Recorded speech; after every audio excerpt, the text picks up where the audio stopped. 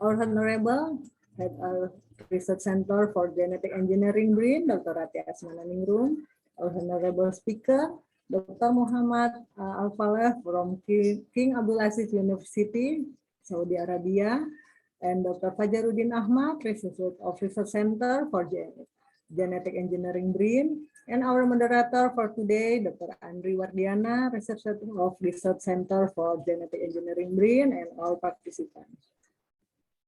First of all, let's be grateful to Allah Subhanahu wa Ta'ala who has given us good health and time so we can attend and participate in the Friday Scientific Sharing Seminar presented by a research organization for Genetic Engineering BRIN. Next, we would like to invite the Head of Research Center for Genetic Engineering BRIN to give a welcome speech and open this Friday Scientific Sharing Seminar. So, Dr. Rati Asmananingrum, time is yours. Thank you. So, our speakers, Dr. Muhammad Al-Faleh and Dr. Fajaruddin Ahmad, and our moderator, Dr. Andri Wardiana, and all of the participants, good afternoon. Warm greeting from Cibinong, Bogor. Please allow me as a representative of Research Center for Genetic Engineering to welcome you to this event. Research Center for Genetic Engineering is one of research center in Research Organization for Life Sciences and Environment, National Research and Innovation Agency of Republic Indonesia. This knowledge sharing seminar that organized by us actually is held twice a month with various experts from research institutions, universities, ministry, and industry as the speakers. The seminar has performed a valuable function that enables the experts to share their precious knowledge. To strengthen our network, we are very welcome to all form of collaboration, which is very likely to be initiated through the seminar. So let's start collaborating with us, and if possible, please come and visit our facility in Cibinong, Bogor. Before I close my remark, I would like to thank to the organizing committee for work and valuable contribution to the seminar. And my deepest gratitude also goes to our honorable speakers. Thank you very much. Moderator, Master of Ceremony, and all of the participants who attend this event. Welcome to our knowledge sharing seminar. Hopefully, this seminar will be very beneficial for all of us. Thank you.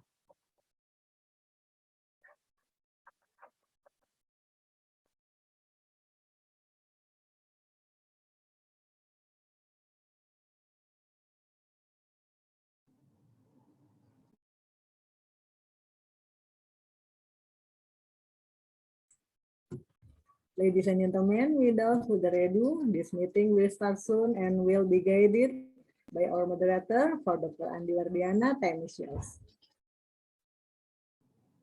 Thank you, Mbak Wardah. So, hello everyone. Assalamualaikum warahmatullahi wabarakatuh. My name is Andi Wardiana from Research Center for this Genetic Engineering BRIN. And today I will be a moderator for Friday Scientific Sharing Seminar. And for the first speaker, we have Dr. Muhammad Al-Faleh from Saudi Arabia. So before we start his presentation, I will read his CV. Dr. Muhammad Al-Faleh's research interests lie in discovery and engineering of monoclonal antibody for research, diagnostic, and therapeutic applications. He holds a PhD degree from the University of Queensland, Australia. Dr. Al-Faleh is an assistant professor in the Faculty of Pharmacy at King Abdulaziz University.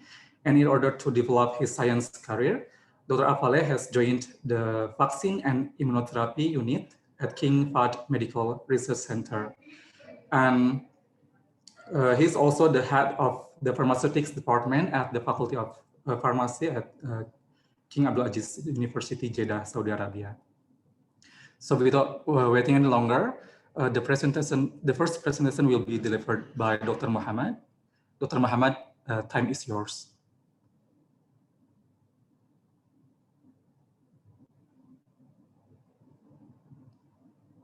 Hello.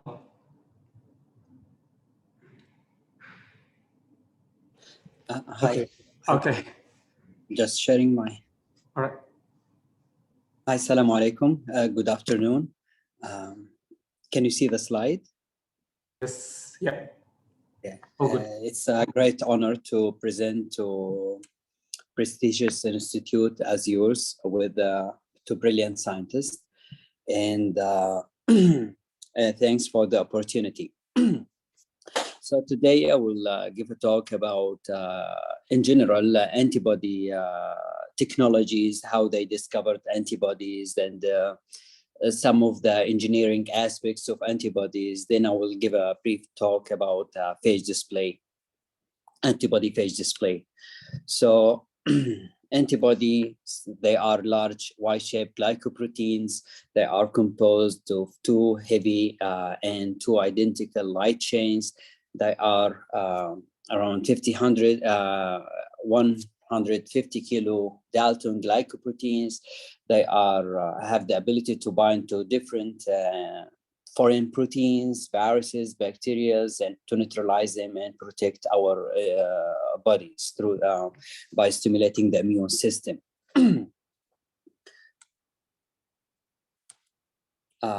The antibodies, as I said, composed of two heavy and two light chains. They are linked to each other by disulfide bonds. The variable domains, the Fab region, the antibody binding fragment responsible for the bind to different antigens, while the FC domains are responsible to activate the immune system. The variable domains contain the hypervariable regions, the CDR loops, which are responsible for the antigen forming the paratope to bind to the antigen epitope. They have conical shapes and they are separated by conserved framework region. The conical shape of the CDRs allow the antibody to bind to the antigen epitope.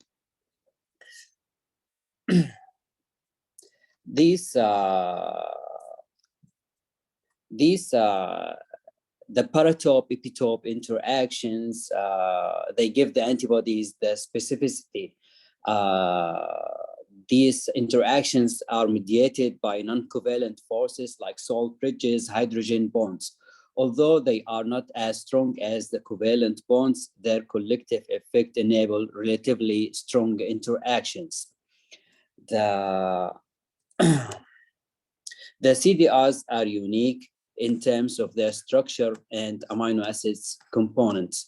For example, aromatic residues are usually enriched in antibody paratopes, and they have major role in the specificity and affinity of the antibodies. Among them, tyrosine is the most abundant residues in the CDRs, and it's responsible for the antibody specificity and affinity.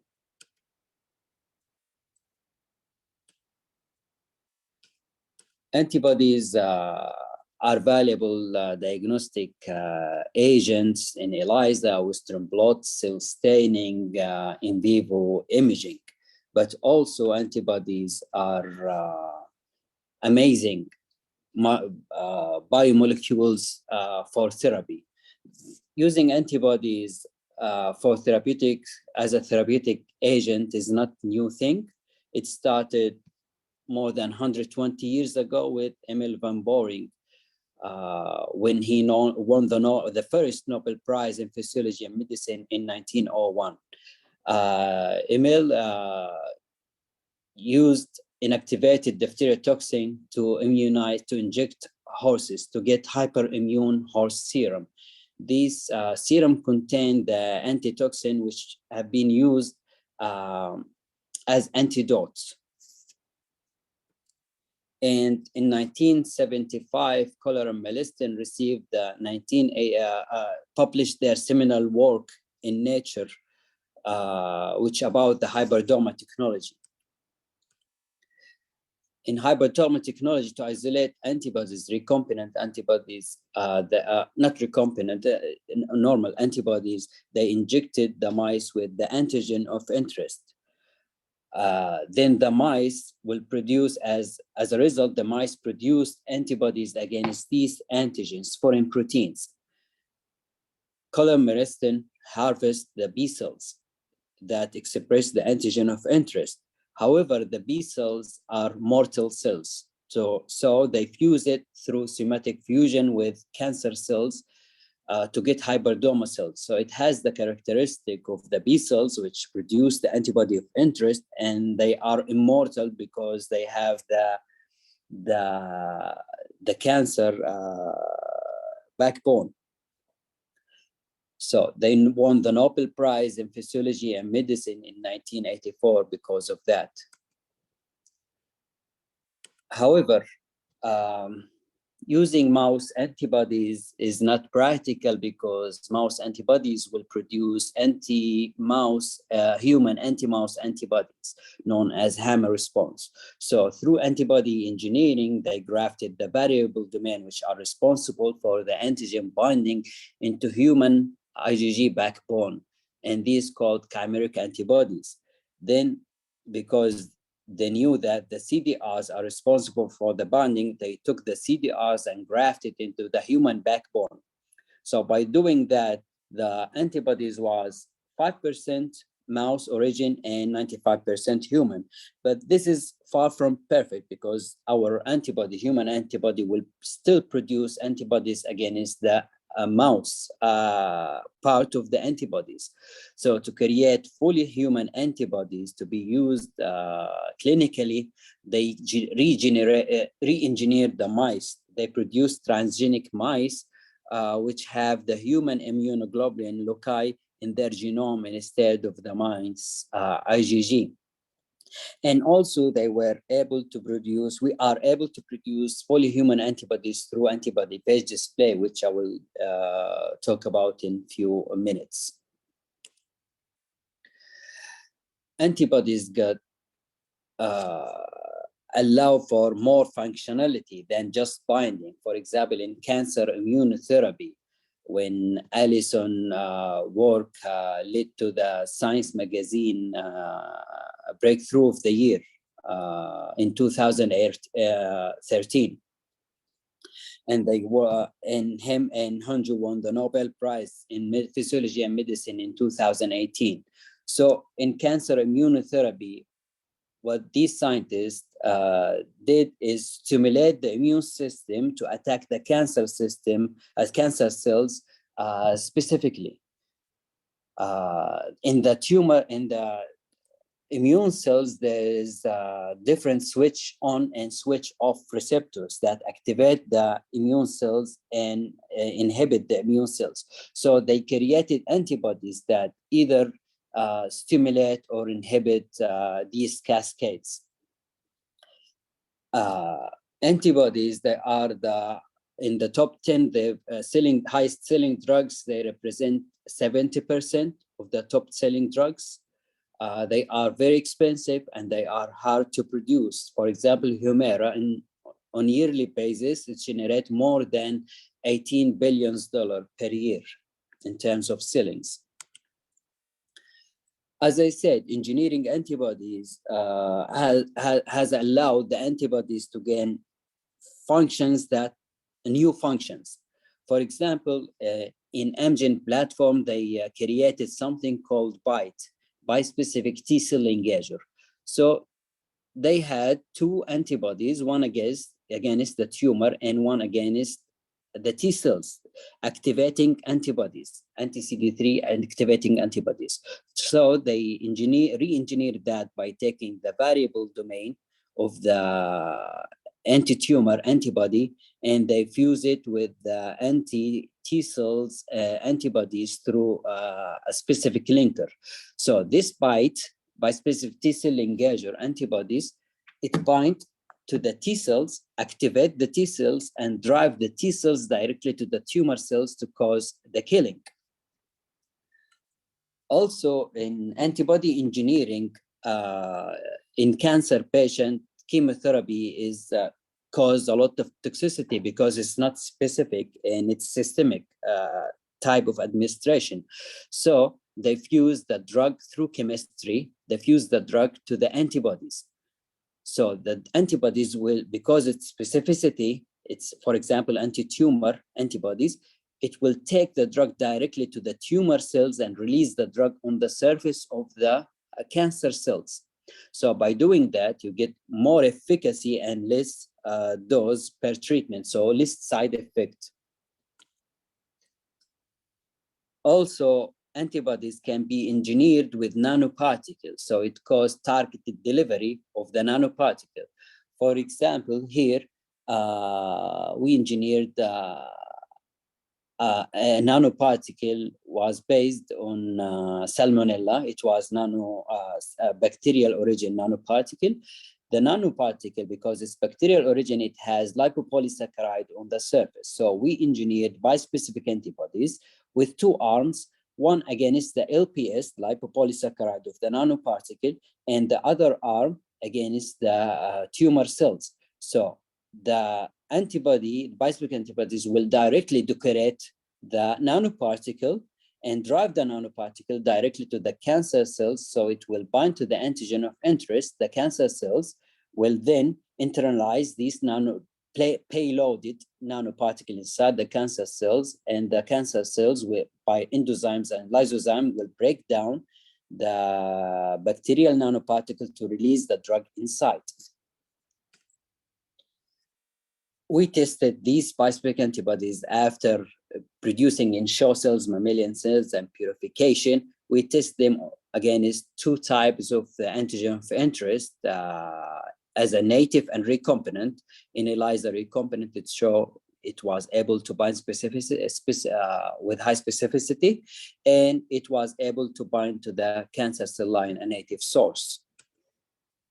Then by confocal microscopy, the nanoparticle after 3 hours was able to bind to the surface of the tumor cells, and this is the doxorubicin. And after 24 hours, the doxorubicin was released inside the cells, as you can see. In xenograft models, the treated group show tumor regression more than 3-fold compared to the control groups.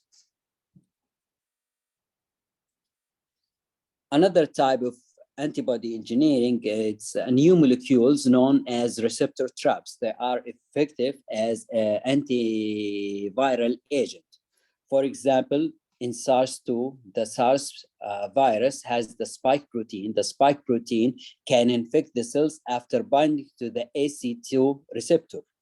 So what the scientists did is they re-engineered, they took the extracellular domain of the AC2, fused it with the FC region of the antibodies. So they generated antibody-like molecule.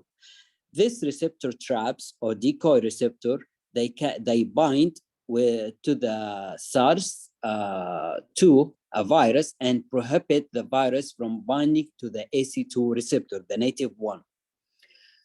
To improve that, they did through direct evolutions, display technology, or artificial intelligence, or direct mutagenesis, they generated different variants of the AC2, wherein these engineered AC2 has higher affinity, in some cases more than 300-fold increase in affinity compared to the wild type AC2, and up to, in some examples, up to 300 more potent than the wild type AC2 FC fusion.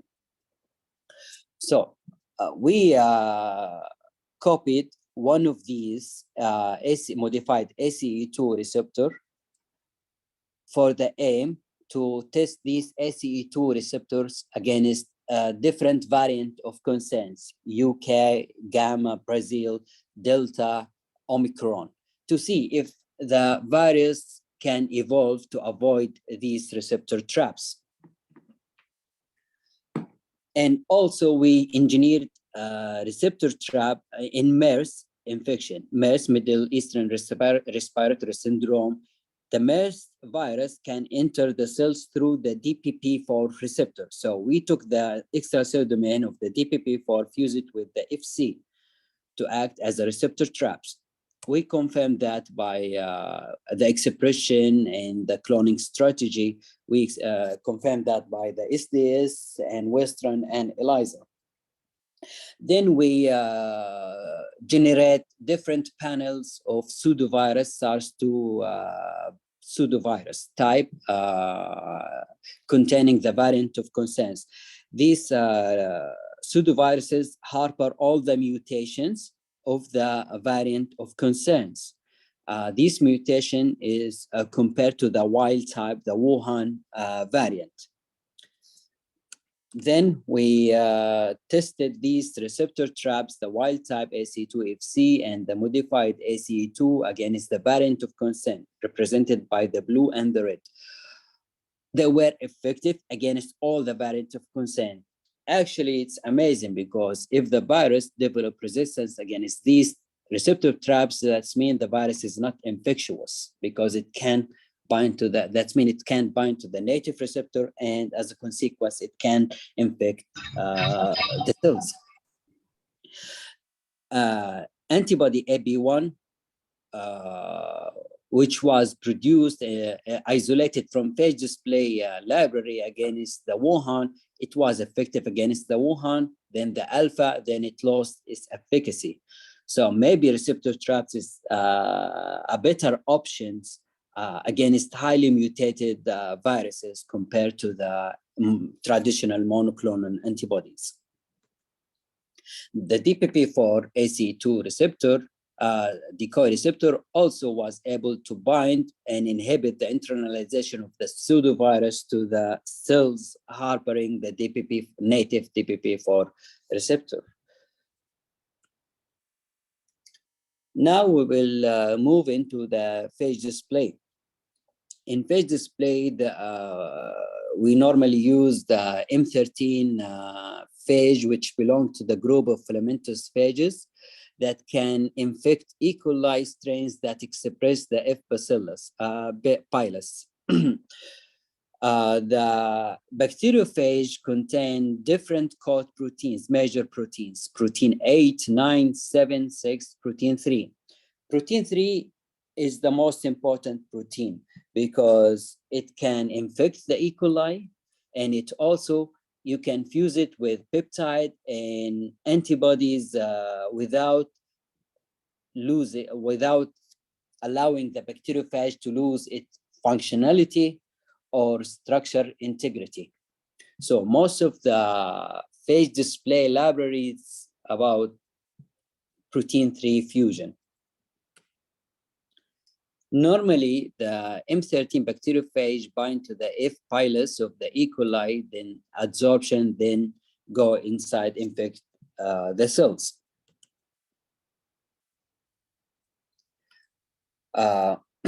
Phage display technology was demonstrated first in 1985 by George Smith, who successfully incorporated foreign DNA into the M13 phage through the, as I said, the coat protein 3.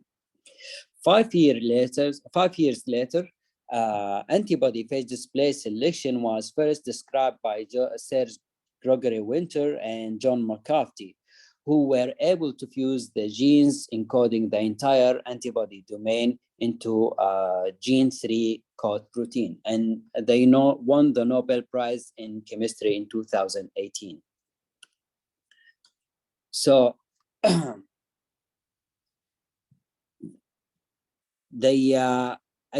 in antibody phage display, you can isolate fully human antibodies from using this technology. So basically, to make the phage display, you need to make antibody phage display library. So you collect blood samples from different individuals. In some instance, 400, some libraries 400 individuals. Sometimes, but the most, like the common thing is like 50 healthy donors. You collect the blood samples, you collect the PPMCs, then you isolate the B cells which produce the antibodies. Then by using, for example, triazole, you isolate the RNA which can be used as a template with reverse transcriptase to create cDNA. The cDNA can be used as a template with specific primers, the primers that only amplify the variable domains of the antibodies. As I said, the variable domains are responsible for the antigen binding and the antibody specificity. So by using repeated PCR reactions, more than 500 PCR reactions, you try to amplify all the variable domains from the retrieved sample from the patient. You create the antibody repertoire.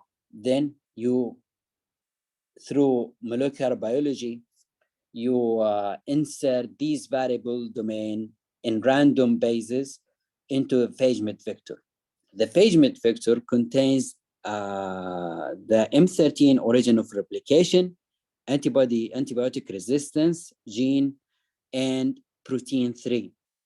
So by cloning the variable domain, when the phage-met vector expressed, it will have the antibodies on the surface of the protein 3, fused to the protein 3. In some instances, people were able to create library up to 10 to the power of 11 of unique antibodies. So these antibodies, they are random. And so it's like evolution process, evolution in Petri dish. So in phage display, we do a process called biopanning. Panning means looking for gold. So biopanning process, you take these huge antibody phage display library.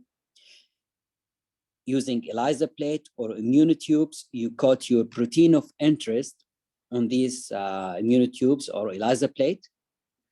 You screen your phage libraries, 10 to the power of 10 or 10 to the power of 11, you screen these libraries, and then you do rigorous washing, several washing steps to remove the non-specific and weakly binders. Then the strong binders, you elute them using low pH or enzyme like trypsin. These eluted bacteriophage, then we use it to infect E. coli carrying the F. pilus to amplify the eluted phage. Then we take the eluted phage, the amplified eluted phage, and screen them again.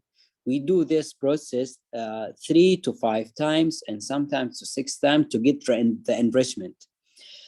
Then you, in the last round, you take these eluted bacteriophage and you screen them using monoclonal ELISA. In ELISA, the positive clones, you take them and you sequence them. And the phage-met that have unique antibodies, you can reformat them into different kind of antibodies format to be characterized. So if you think about it, it's like fishing. You have the library and you go fish for your antibodies against the antigen of interest. Nowadays, there are more than 70 phage-derived antibodies in the clinical trials, and 14 of them have been approved. Big pharma company created a large antibody repertoire libraries, phage libraries, to be utilized as a source, as a gold mine for antibodies against different target, cancer and non-cancer. This example of some of the antibody libraries. In some instance, Cambridge Antibody Technology have antibody library 10 to the power of 11. we reviewed most of the antibody phage display derived antibodies. And for example, Humira, as I said, the highest selling drugs was isolated from phage display. It can be used in different conditions, in inflammatory and immunology applications. These represent the current status of the antibody libraries from different companies. It seems that MorphoSys has the highest number on phase 2, and we expected that MorphoSys will take over the market in the next few years with Cambridge Antibody Technology and Dyax. As I said, this antibody library can be used repeatedly against several antigens of interest, against cancer and non-cancer applications. There is different advantage of antibody phage display. You don't need animal immunization. You can isolate toxic and non-toxic antigen. It is fast approach. However, it lacks the affinity maturation that can be useful to get high affinity antibodies, because in hybridoma, the animals will be subject to affinity maturation before expressing the IgG antibodies. However, the antibody, to isolate antibodies, sometimes antigen, it's hard to express and purify. And there are different forms of biopanning. The traditional one is using soluble protein, as I described, using ELISA plate, but there is more advanced way to isolate antibodies, for example, using whole cells. For example, with membrane proteins, they are hard to express, and they change their conformational 3D structure change when you coat in the ELISA plate. So you might isolate antibodies that against epitope that are not naturally exposed.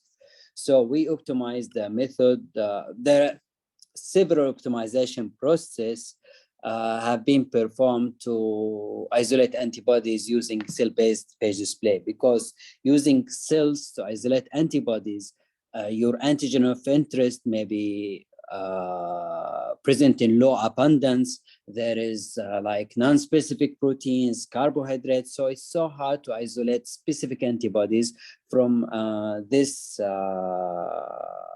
non-specific, non-specific background.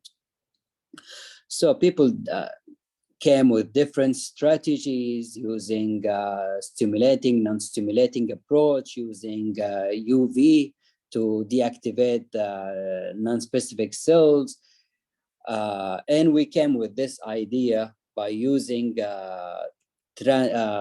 transient expressed cell line.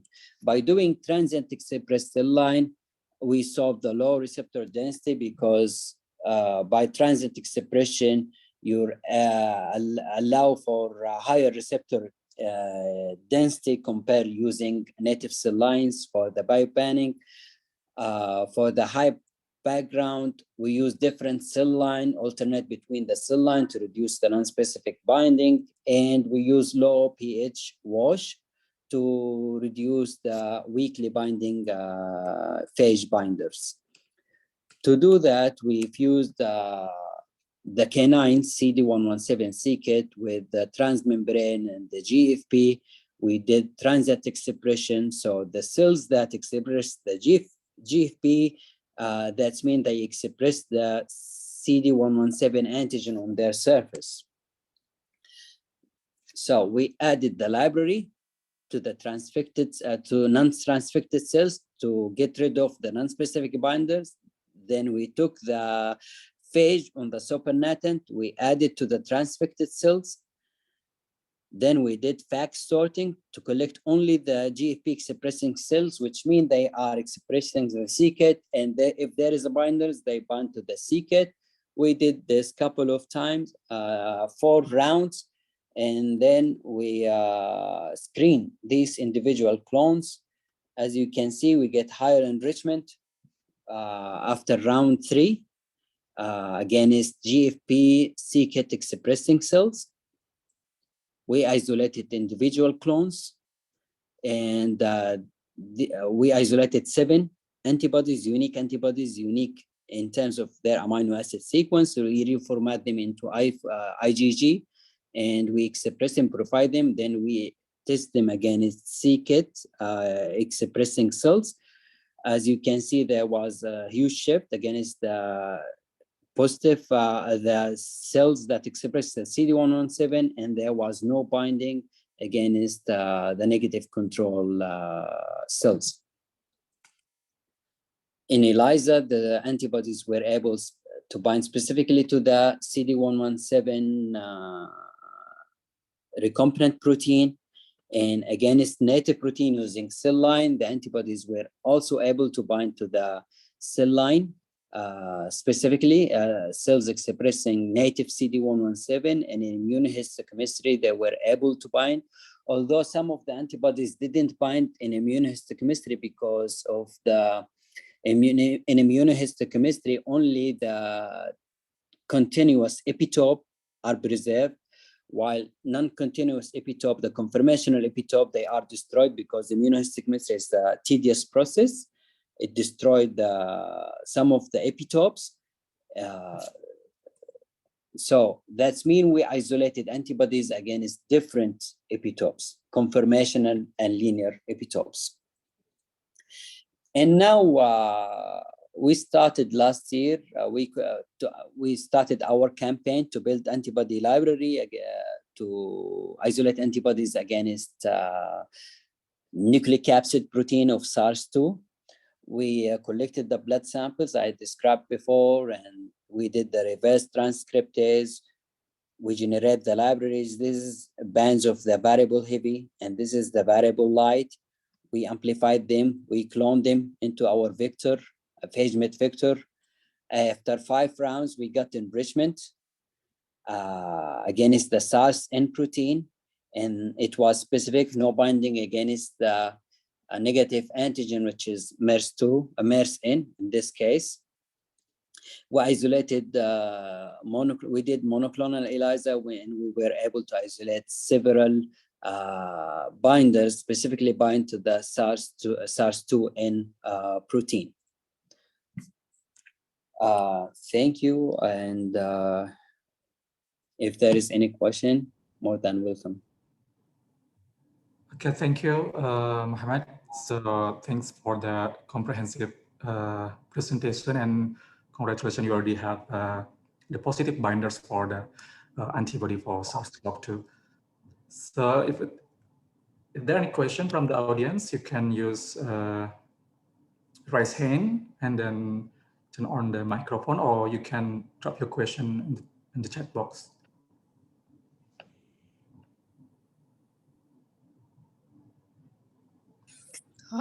May I have a question, please? Okay. Yeah, so I have a very simple question. Yeah, so for the phage display library, can we buy commercially, or shall we prepare the library by ourselves? Which one is better? Actually, that's a good question. If you have the money, or if you have collaborators, it's better in the beginning to get a validated library to build the capacity to gain the expertise. Then step by step, you work on the library, because making a library is one of the toughest job. It needs expertise. I created the library from scratch for the COVID, as I described, but I know it's not far from perfect, but I was like in a hurry, and you know, when COVID hit, everything was stop shipping and everything.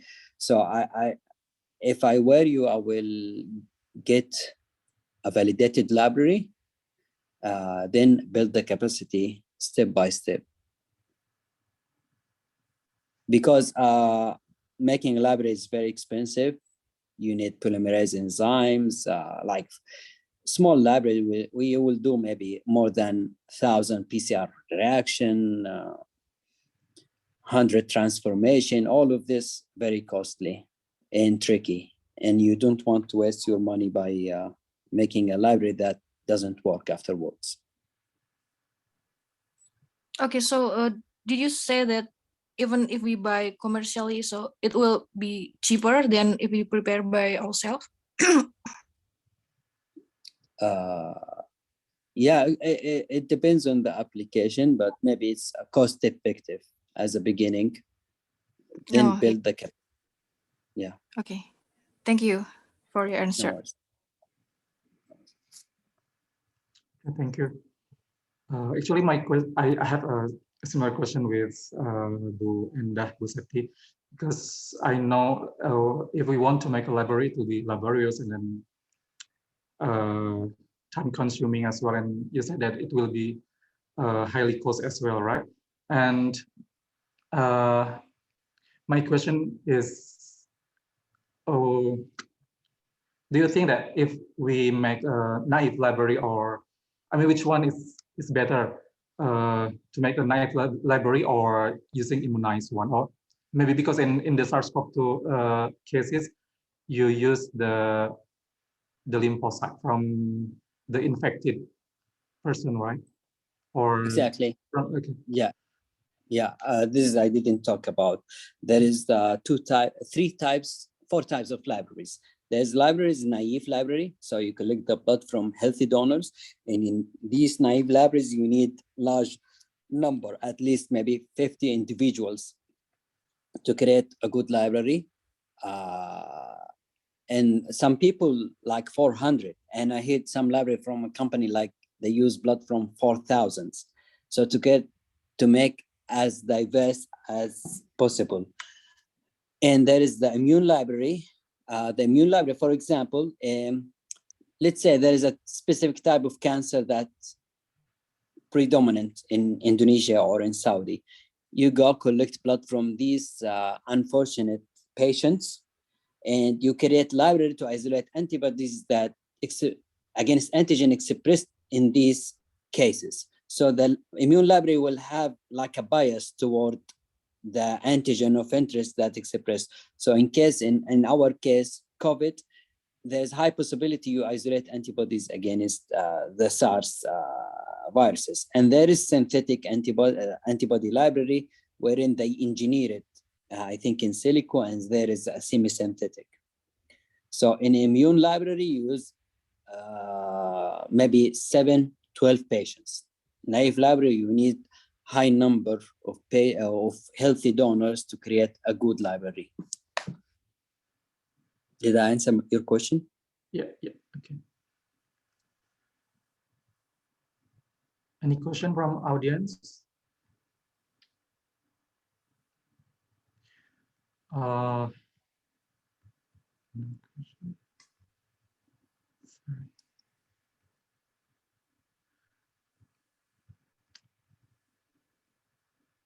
Okay, maybe I have. There is a question in the.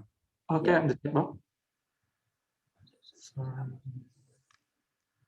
Okay, on S2 receptor trap strategy, I was wondering, whether this artificial S2 interfere with the normal functioning of cellular signaling involving S2. S2 is the target for SARS-CoV-2, but it also important receptor that supports cellular function. So yes, this is a good question. So in the ACE2 receptor, the engineer, I didn't mention that, but when they engineered the ACE2, there is three things. They try to introduce amino acids to enhance the interaction with the S proteins. So they become has higher affinity mature, so they can bind more efficiently to the virus. Also, they do point mutations at specific sites to inhibit the enzymatic activity of the ACE2. So these antibody-like molecule, the ACE2, they are only antiviral.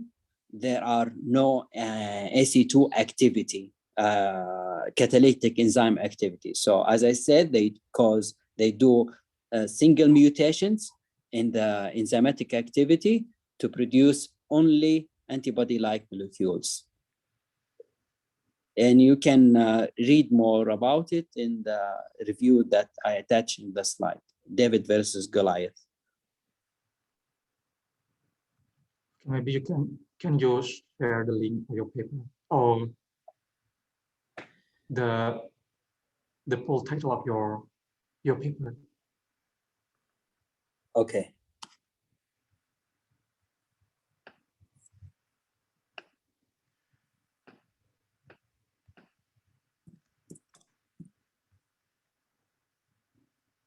Muhtar Davis, it's all good? Yeah, thank you, Pak. Okay.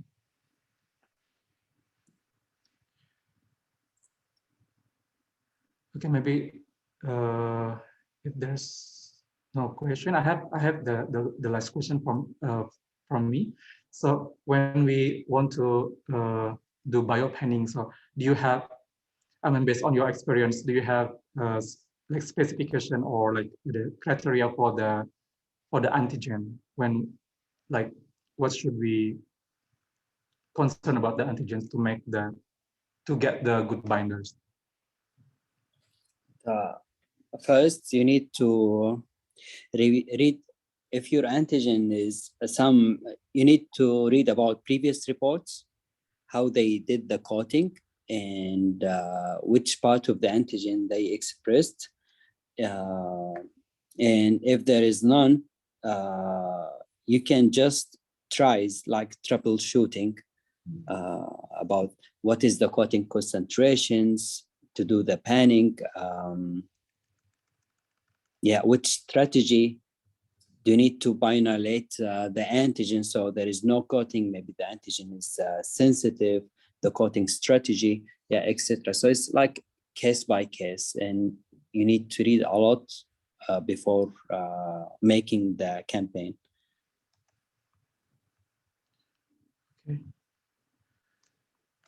Okay. If there's any further question, I think you, if the audience have the more question, you can email Dr. Muhammad. I put his email in the chat box, and you can follow his Twitter as well. So thank you so much, Brother Muhammad, for your presentation, for your sharing today, and then it's very fruitful for us. And yeah, this is actually very new for in our institution. We don't have any experience in the page display, the antibody page display. So it's very helpful for us to think about this kind of the technology to discover the antibody. So thank you so much for your presentation. Yeah. Thank you, sir. Yeah, thanks. For the second presenter will be Dr. Fajarudin Ahmad. Mungkin saya akan switch dalam bahasa Indonesia ya. Ya, Mas Fajar sudah di sini. Ya, terima kasih. Sebelum dimulai, saya akan membacakan sedikit CV dari Mas Fajar. Mas Fajar ini sekarang tergabung di Pusat Riset Rekayasa Genetika di BRIN, sebelumnya dari Biologi LIPI. Beliau menamatkan S3 di Wageningen University, lulus tahun 2021 dengan topiknya Genetics and Diversity of Indonesian Bananas. Jadi mengenai experimental plant science atau plant genetics. Beliau juga menamatkan Master in Plant Genetics di IPB dan sudah memiliki beberapa research tentang banana exploration in Indonesia. Jadi riset beliau banyak sekali tentang pisang ya. Mungkin untuk lebih lanjut mendengarkan presentasi beliau, saya persilakan Dr. Fajar. Silakan. Terima kasih Mas Andri.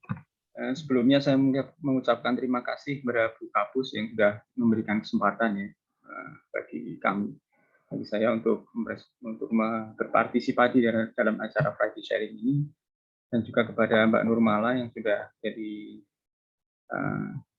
yang mengundang saya, dan juga Mas Andri sebagai host.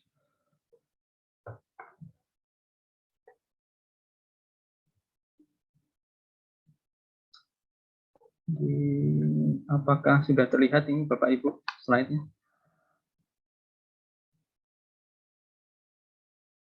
Bagaimana Mas Andri, slide-nya sudah? Ya, Mas, sudah terlihat. Ya. Jadi pada kesempatan kali ini saya mau membawakannya dalam bahasa Indonesia saja ya, jadi santai. Nggak tahu tuh Pak Muhammad masih bergabung nggak ya?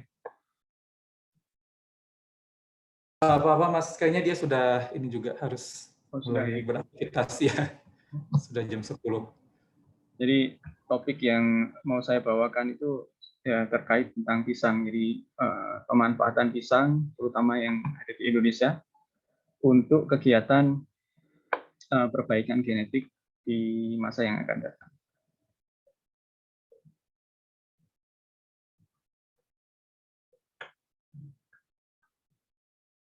Dan untuk contoh kasusnya itu saya mau memberikan sedikit contoh kasus ya tentang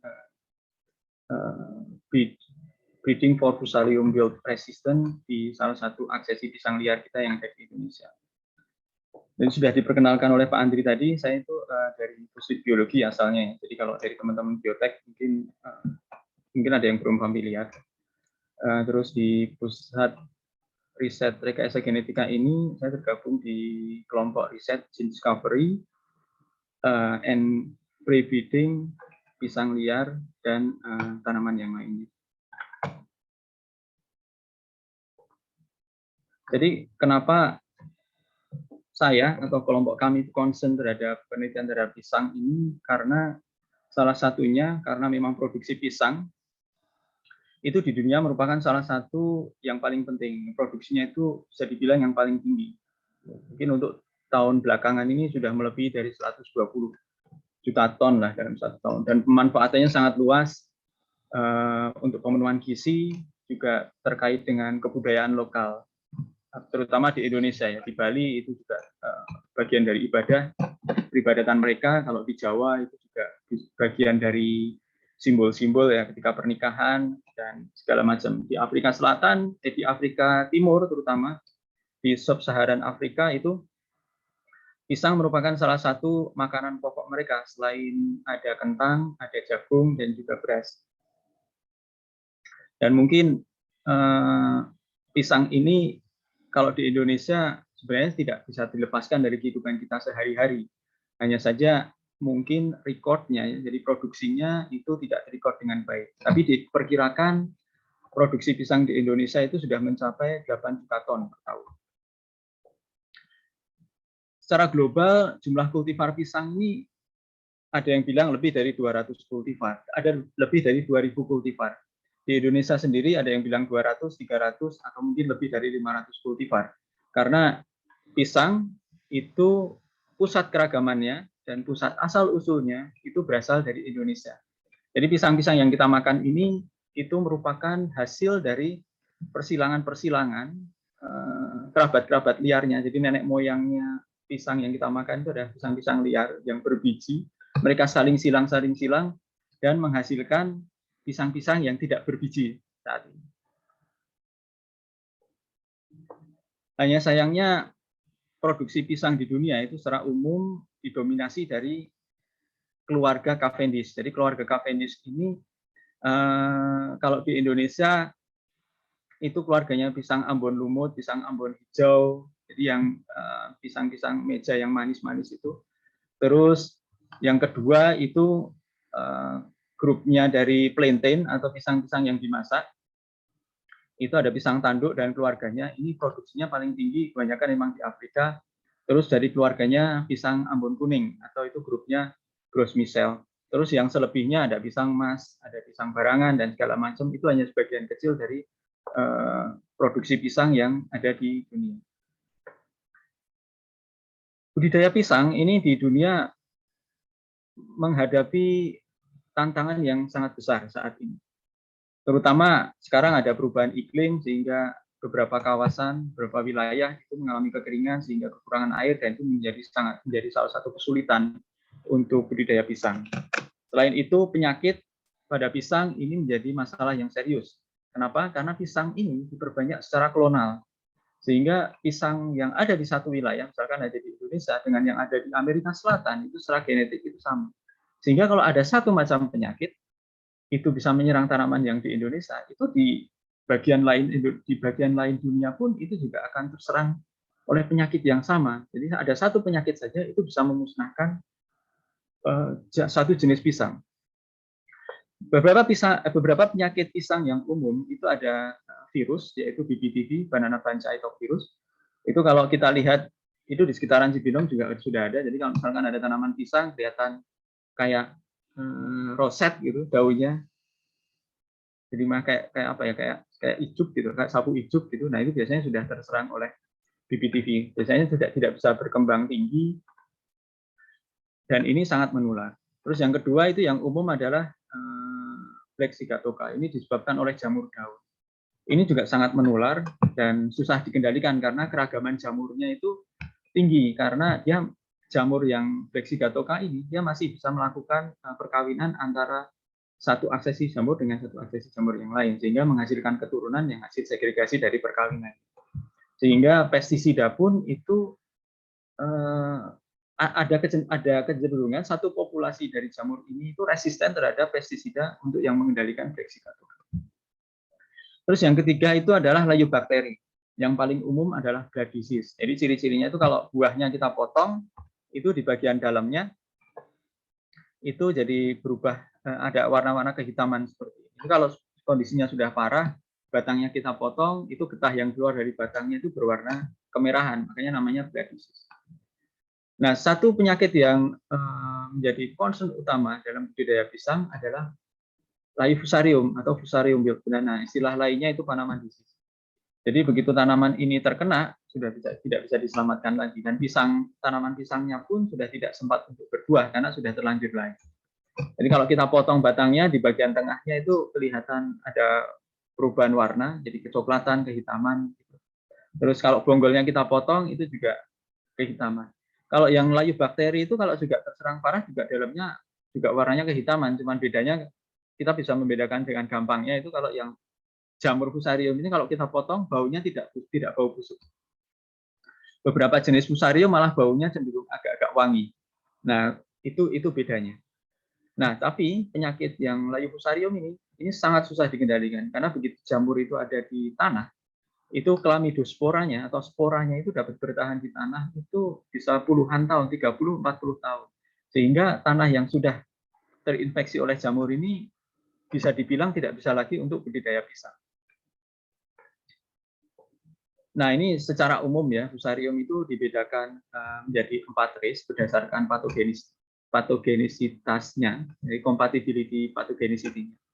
Itu race 1 itu dia menyerang grupnya abon kuning atau Grosmicelle. Kalau race 2 itu grupnya pisang kepok. Kalau race 3 ini sudah tidak dianggap penyakit pisang karena dia menyerang tanaman hias. Heliconia itu tanam pisang hias itu. Kalau yang race 4, terutama yang tropical race 4 itu hampir kompatibel dengan semua jenis pisang. Sehingga apabila race 4 ini sudah melanda seluruh dunia, itu artinya budidaya pisang di seluruh dunia ini terancam. Jadi Fusarium ini sejarahnya dikenal itu sejak awal abad 19. Jadi waktu itu budidaya industri pisang di awal 19 itu tergantung oleh satu kultivar, yaitu kultivar Grosmicelle atau ambon kuning. Nah, itu di Panama itu jamur ini menyerang dan menghabiskan seluruh lahan di sana saat itu. Makanya istilah umumnya waktu itu namanya Panama disease. Nah, di tahun 1930-an 40-an itu industri pisang Grosmicelle ini atau abon kuning ini sudah tidak bisa bertahan. Akhirnya para petani industri pisang mereka mencari pisang yang tahan terhadap penyakit layu Fusarium saat itu. Nah, penggantinya didapat itu pisang Cavendish. Jadi Cavendish ini tahan terhadap layu fusarium yang saat itu. Tapi ternyata saat ini itu ada berkembang satu race baru, yaitu yang tadi saya sebutkan di awal, tropical race 4. Dan dia ini bisa menyerang Cavendish. Jadi yang menyerang Gros Michel tadi itu namanya race 1, terus yang tropical race 4 ini sampai sekarang itu masih ada, dan itu bisa menyerang Cavendish. Dan kabarnya itu di tahun 2019 itu tropical race 4 itu persebarannya sudah mencapai Colombia, Amerika Latin, di mana pusat industri pisang Cavendish itu ada di sana. Dan ini merupakan alert yang sangat ya bagi industri pisang. Jadi kalau itu tidak bisa diatasi, artinya sejarah di awal abad 19 industri pisang yang hanya tergantung terhadap Gros Michel ini bisa habis. Dan sejarah akan berulang, Cavendish juga mungkin akan habis. Dan solusi utamanya yang paling gampang adalah menanam pisang yang tahan fusarium. Hanya saja saat ini pisang yang tahan fusarium dan cocok untuk industri itu belum ada. Upaya perbaikan genetik pada pisang ini ada beberapa pendekatan. Jadi yang umum dan sudah dilakukan sejak lama itu classical breeding atau persilangan. Jadi tanaman yang tidak tahan diselang dengan yang tahan, harapannya dapat anakan yang tahan.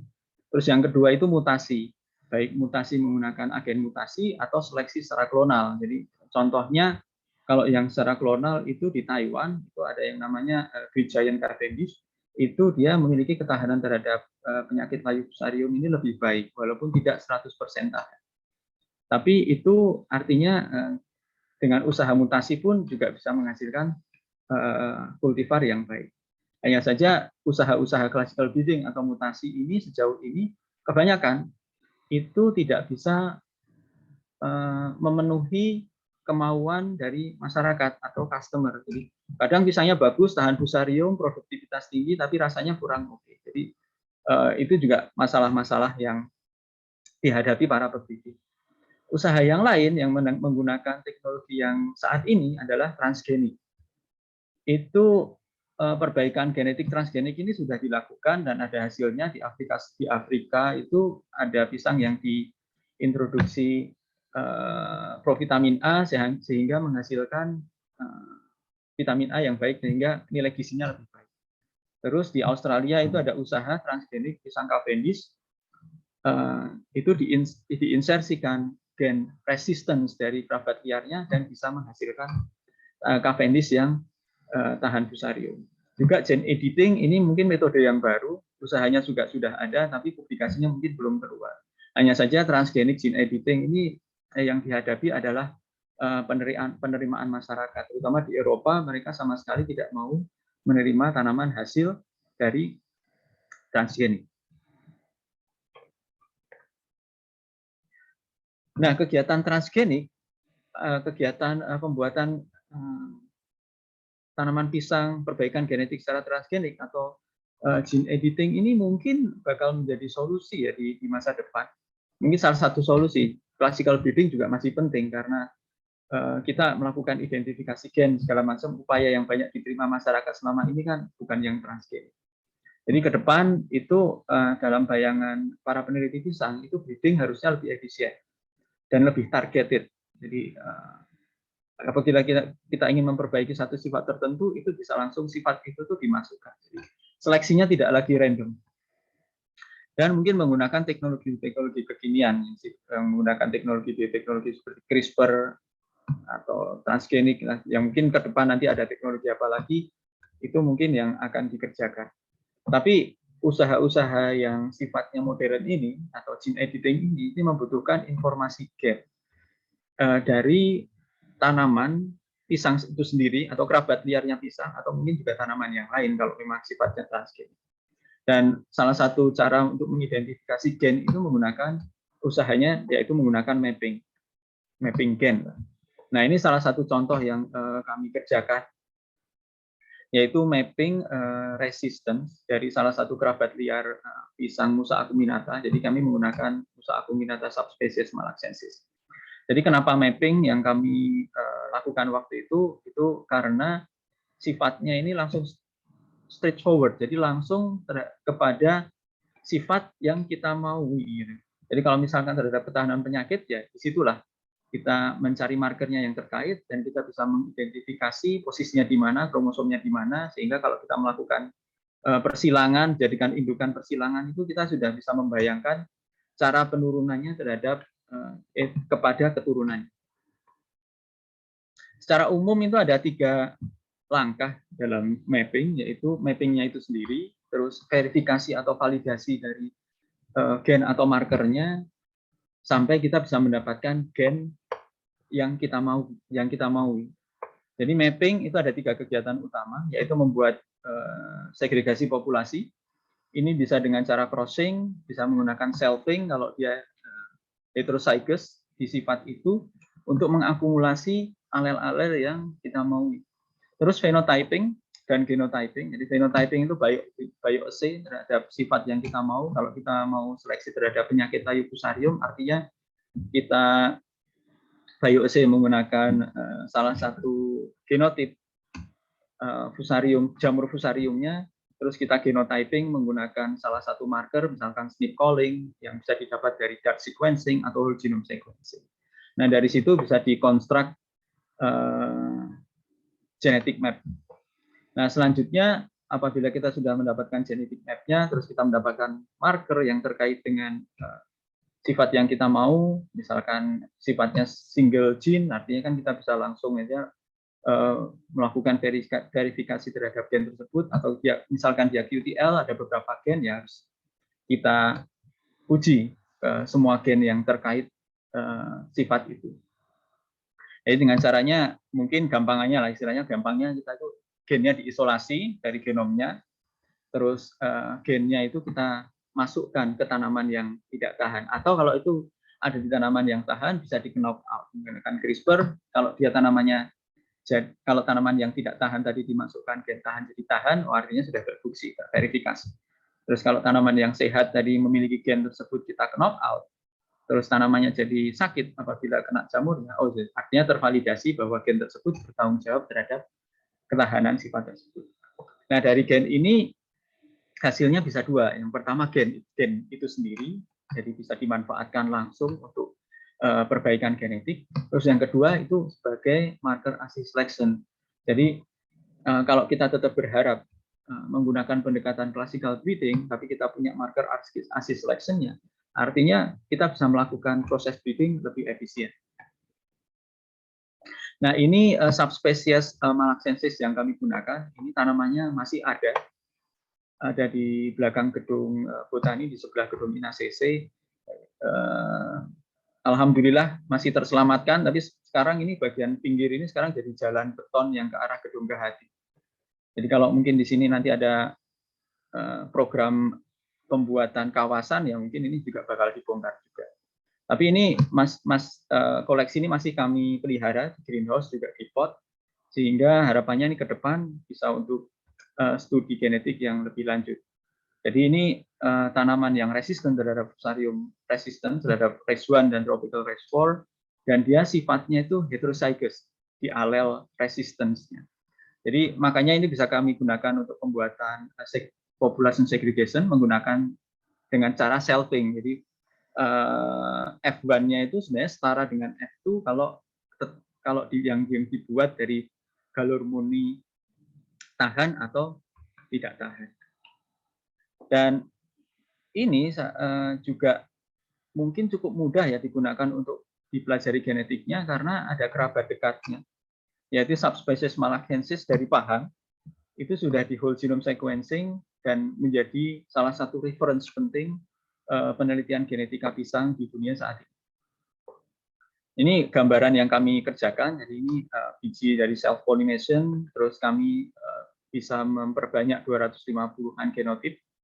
Kami pelihara di greenhouse, terus kami evaluasi terhadap 2 jenis fusarium, tropical race 4 dan race 1. Terus kami kombinasi dari 2.800 SNPs marker, ini sudah hasil filter dari total Dutch sequencing yang kami dapat. Jadi SNPs-nya itu kita dapat sekitar 30-an ribu, kita filter yang kualitasnya bagus untuk membangun peta genetik. Nah, waktu evaluasi ini gambarannya aja, jadi kita melakukan scoring ya dari tanaman yang sehat, dari yang sampai tanaman yang sakit. Kalau sehat itu tidak ada gejala layu, ini masih hijau bagus, dan ini kalau gambarnya kan yang skornya nomor 1 hijau, nomor 2 mungkin juga hijau tapi ada mulai daun yang mulai menguning, 3 lebih banyak yang menguning, 5 itu mungkin hampir semuanya kuning, dan skor yang 6 itu tanamannya sudah layu total atau daunnya udah kuning semua atau sudah mendekati seperti kering. Terus scoring yang kedua itu kami menggunakan scoring perubahan warna ya di dalam rhizomnya atau bonggolnya kita belah. Jadi kalau yang tidak ada gejala itu bersih seperti ini, terus asalkan ada perubahan warna sedikit, agak sedikit lebih banyak sampai ya berubah total coklat semua atau berubah jadi kehitaman, itu kita skor yang paling besar. Nah ini hasil yang kami dapat untuk yang bioassay terhadap RACE1 itu ya sebagian besar tanaman terlihat masih sehat. Jadi kita melakukan kategori itu berdasarkan kontrolnya. Kontrolnya itu parentsnya itu sendiri. Malagensis itu ternyata kalau di bioassay menggunakan RACE1 skor 2-3 itulah itu tingkat ketahanannya malagensis. Jadi walaupun di dalam rhizomnya itu masih ada sedikit perubahan warna atau daunnya sedikit menguning, itu masih dianggap tahan. Dan kita juga kontrol keduanya Cavendish, karena dia tahan terhadap RACE1, dia skornya antara 1 dan 2. Jadi kami berkesimpulan memang sebagian besar tanaman dari populasi kami ini tahan. Terus yang kedua ini terhadap tropical RACE4, ini sebagian tanaman tidak tahan. Jadi Malagensis itu tahan terhadap tropical RACE4, Cavendish tidak. Jadi ini Cavendish sebagai kontrolnya. Jadi mungkin ini populasi yang tanaman tahan terhadap penyakit layu fusarium tropical RACE4. Nah, setelah data kami gabung, data SNPs dan data phenotype itu kami gabung, terus kami uji menggunakan joint map, itu kami bisa memetakan marker-marker yang terkait terhadap ketahanan penyakit tersebut, baik di tropical RACE1 dan tropical RACE4 itu terlihat bahwa marker-marker yang ada di ujung kromosom 10 itu terkait dengan ketahanan terhadap penyakit layu fusarium. Nah, kita fokuskan di kromosom 10, itu kita bisa lihat bahwa ada perbedaan nilai signifikansi ya antara skor rhizome dan daun terhadap RACE1 dan juga terhadap tropical RACE4. Kalau yang RACE1 ini dia terlihat sangat signifikan berada di ujung kromosom 10 marker-marker yang terkait dengan ketahanan, tapi tidak dengan tropical RACE4. Jadi dia juga ada di atas garis threshold yang sebagai batas dia itu dianggap signifikan atau tidak. Nah, apabila kita lihat nilai scoring antara tanaman yang diuji menggunakan RACE1 dan tropical RACE4, terus kita lihat skor antara yang bonggol dan daun, kita dapat pola seperti ini. Untuk yang RACE1 itu setiap ada marker yang terkait dengan tropical RACE4, baik dia itu homozigot atau heterozigot, tanaman itu tahan. Jadi skornya kecil di bawah 3. Jadi 2,0 untuk yang homozigot, terus yang heterozigot 2,6. Jadi setiap yang ada alel tersebut tanaman tahan, baik itu homozigot atau enggak. Tapi berbeda dengan tropical RACE4. Kalau dia ada alel itu homozigot, dia tanaman relatif tahan. Tapi kalau dia heterozigot, tanaman jadi tidak tahan. Jadi bisa dibilang RACE1 ini, RACE1 resistance di Malagensis yang kami pergunakan itu sifatnya single dominan, tapi tidak untuk yang tropical RACE4. Dia sifatnya resistant aditif, dan dia karena dia selalu terkait dengan ketahanan terhadap RACE1, itu bisa dibilang ini selalu linkage lah, gampangnya seperti itu. Jadi posisinya itu dalam coupling phase. Jadi setiap dia ada, RACE1 ada, tropical RACE4-nya itu juga ada. Nah, ini setelah kita melakukan fine mapping untuk tropical RACE1, bukan tropical RACE1, untuk yang RACE1, itu kita dapatkan di posisi kromosom kurang lebih antara 0 centimorgan sampai ada di kisaran ini sekitar 10 centimorgan lah sekitar itu. Dan di situ ada 164 gen atau predicted gen berdasarkan reference-nya Malakensis Pahang itu tadi. Dan 19 diantaranya itu adalah gen-gen yang memiliki pola NBS LRR. Ini gen-gen yang biasanya terkait langsung terhadap ketahanan terhadap penyakit. Nah, ke depan ini yang semoga bisa kami kerjakan. Jadi sedang penjajakan dengan donor, jadi juga mitra kami yang lampau ketika Spin Project, yaitu dari Wageningen University. Itu kami akan melakukan verifikasi dan validasi dari marker-marker yang terkait terhadap resisten ini. Karena ini nanti kaitannya untuk cloning gen atau pembuatan markernya itu kita perlu melakukan verifikasinya dan validasinya terlebih dahulu. Sebenarnya kalau kita ingin langsung ingin mengembangkan marker yang terkait terhadap gen terhadap resisten ini juga kita bisa langsung dari marker-marker yang kita dapat dari DART sequencing. Jadi kalau dari DART sequencing itu alel-alel atau lokus-lokus yang ada SNPs-nya itu kan kita sudah dapat sequence-nya. Jadi misalkan contohnya seperti ini ada 4 contohnya. Ini kita bisa kembangkan untuk dijadikan marka pisang-pisang yang memiliki ketahanan terhadap tropical rainfall.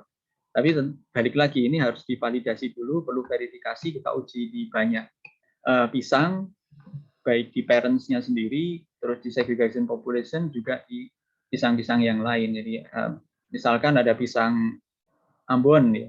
Mungkin ada pisang Ambon yang tahan, apakah dia memiliki pola genetik seperti ini bisa diujikan. Terus yang akan kami kerjakan, yaitu kita mau melakukan resequencing tanaman yang homozygous resistant dan susceptible di lokus yang terkait dengan resistance.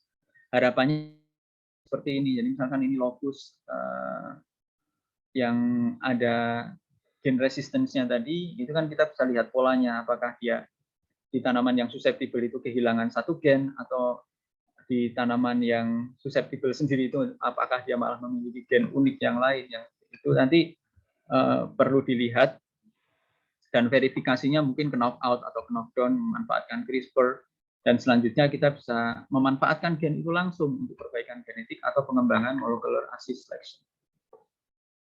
Sebenarnya kegiatan mapping ini data yang kita dapat informasinya tidak hanya sekedar marker yang terkait dengan resistance atau traits yang kita pelajari.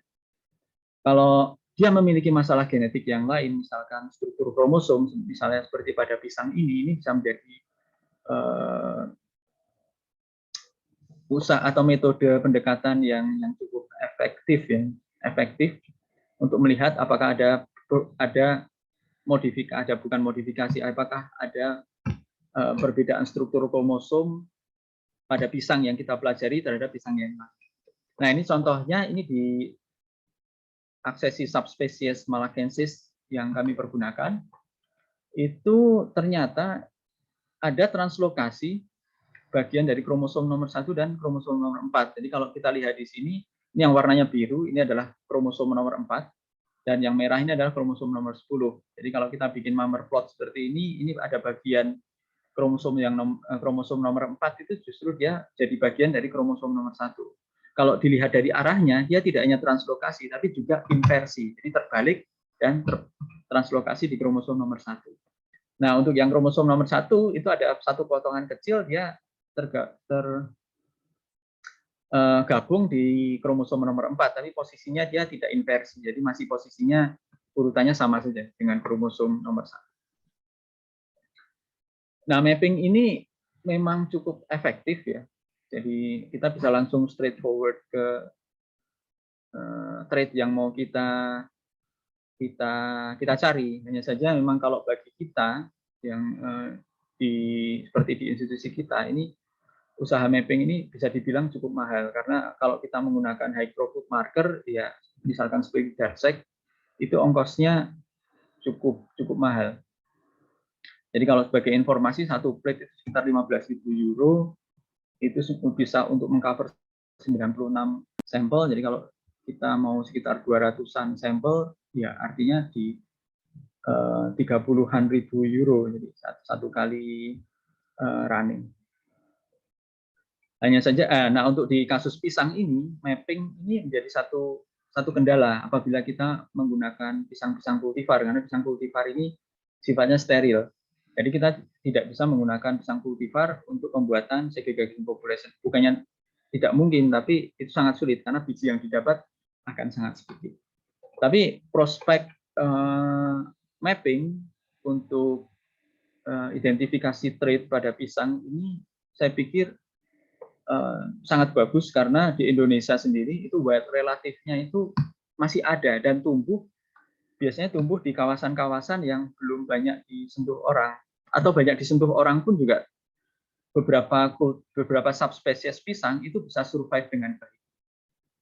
Jadi misalkan subspesies Musa acuminata ini di Sumatera sangat banyak, bahkan di kawasan Cibinong ini banyak, di pinggir-pinggir sungai kawasan Lipi ini, di belakang biotek itu kalau lihat pisang-pisang yang kecil, itu kalau buahnya kita buka ada bijinya, itu ya Musa acuminata liar. Mayoritas yang ada di Cibinong ini subspesies malaxensis. Nah, sejak kami melakukan eksplorasi koleksi pisang sejak tahun 2009, sekarang yang tumbuh meliar nggak cuma subspesies malaxensis, ada subspesies yang lain. Terus yang kedua itu Musa balbisiana, atau yang dikenal pisang kluthuk. Ini pisang yang biasa dipakai untuk bumbu kalau pembuatan, untuk buat rujak. Ini juga masih banyak tumbuh, tapi kalau dia biasanya kan, kalau sekarang banyak ditanam bersama warga. Jadi untuk diambil daunnya atau diambil buahnya yang masih muda untuk bumbu itu. Nah, prospek ke depan itu dengan mapping ini kita bisa, karena hasilnya itu bisa langsung ya ke gen yang kita mau, itu bisa juga untuk mendukung kegiatan-kegiatan yang sifatnya gene pyramiding nantinya. Oh ya, ini saya mau sebutkan kenapa kita butuh, kenapa dari tadi saya bilangnya wild relatif untuk kegiatan perbaikan genetik pisang ini. Kita butuh wild relatif untuk perbaikan genetik pada pisang ini, karena pisang budidaya atau kultivar itu steril dan dia tidak berbiji, sehingga sangat sulit untuk membuat segregation population untuk mapping.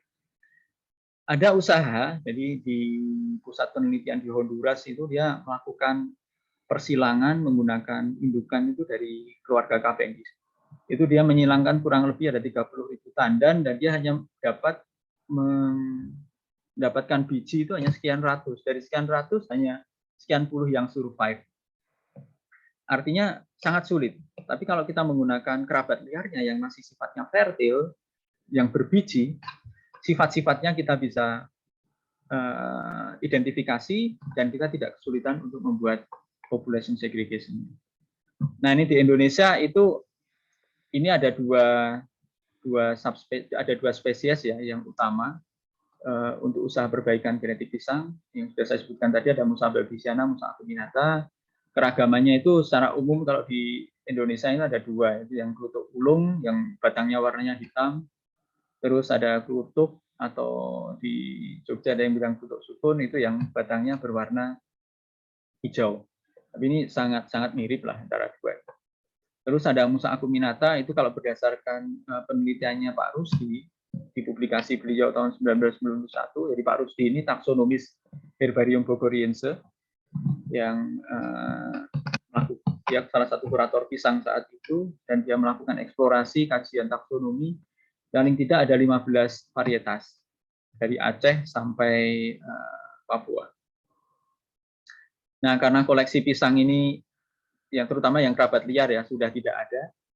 Jadi sejak tahun 2009 sampai 2019 itu kami melakukan usaha resampling dari jejaknya Pak Rusdi Nasution dari Aceh sampai Papua juga.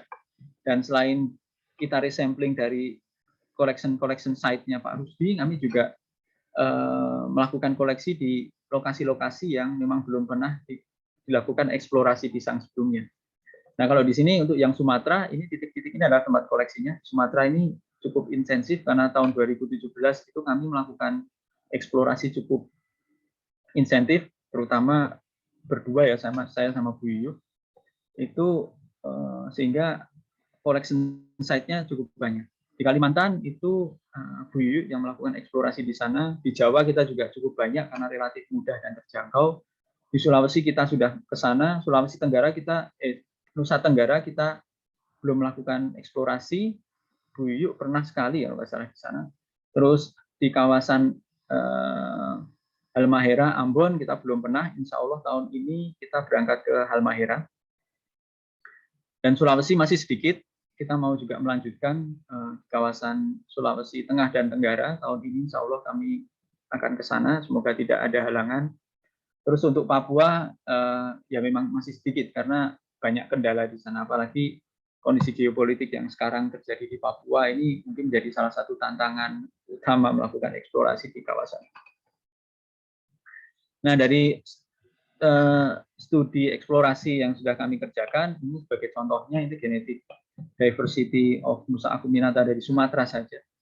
Itu kami bisa memetakan bahwa keragaman-keragaman genetiknya itu berdasarkan nama-nama subspesies yang sudah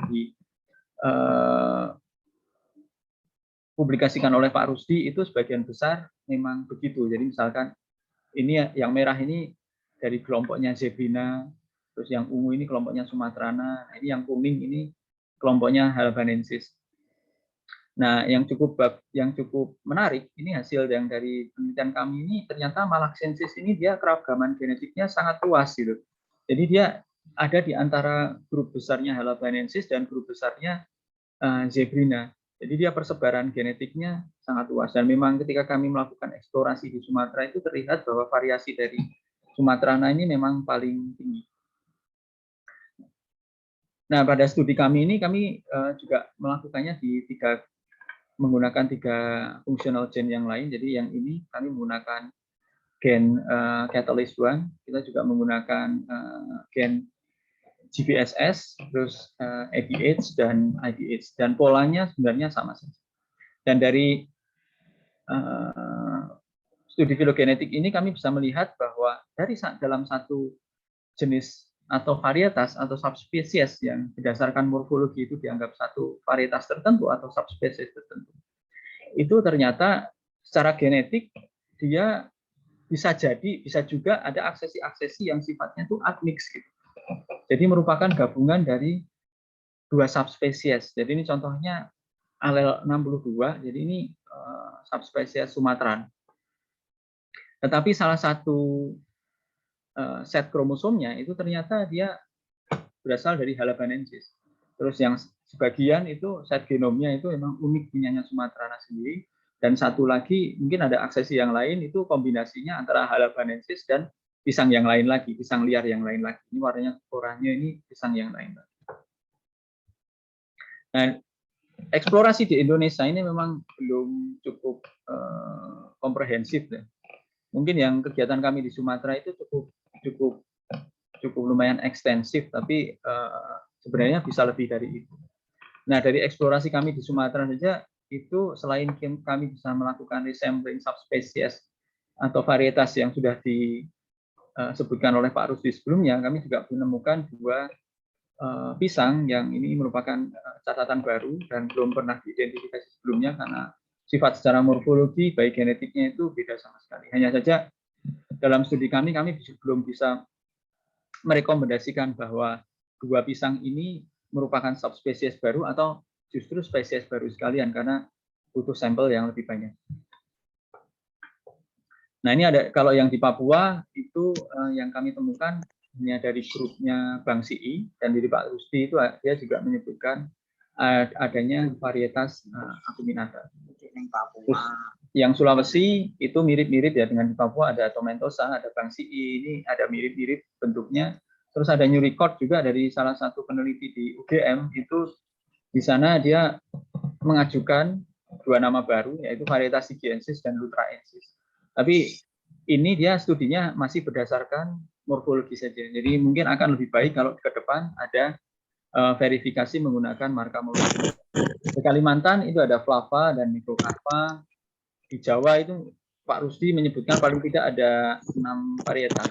Jadi kelompoknya Zebrina dan Nakai ini warnanya merah, daunnya merah, batangnya merah. Ini persebarannya ada di sekitar Gunung Salak.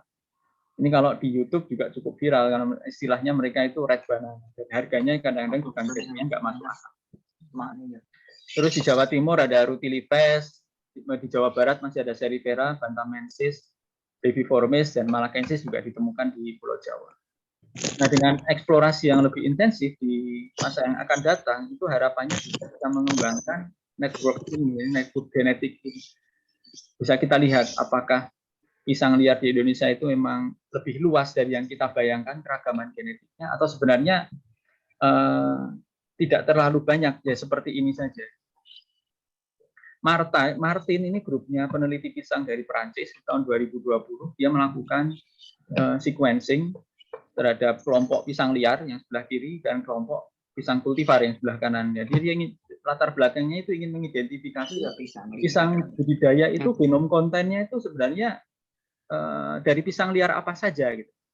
Nah, di sini ada warna hitam itu pisang kulit ulung atau Balbisiana, dan kuning itu ada Calcataphore, yang hijau dan sebagainya. Nah, dari penelitian ini ada satu warna ungu ini tidak ditemukan di pisang liar. Nah, mungkin saja sampel-sampel yang digunakan penelitian itu belum tidak ada yang mengandung genom. Nah, ke depan kita juga perlu kajian sitogenetik untuk tahu struktur kromosomnya karena itu penting untuk breeding.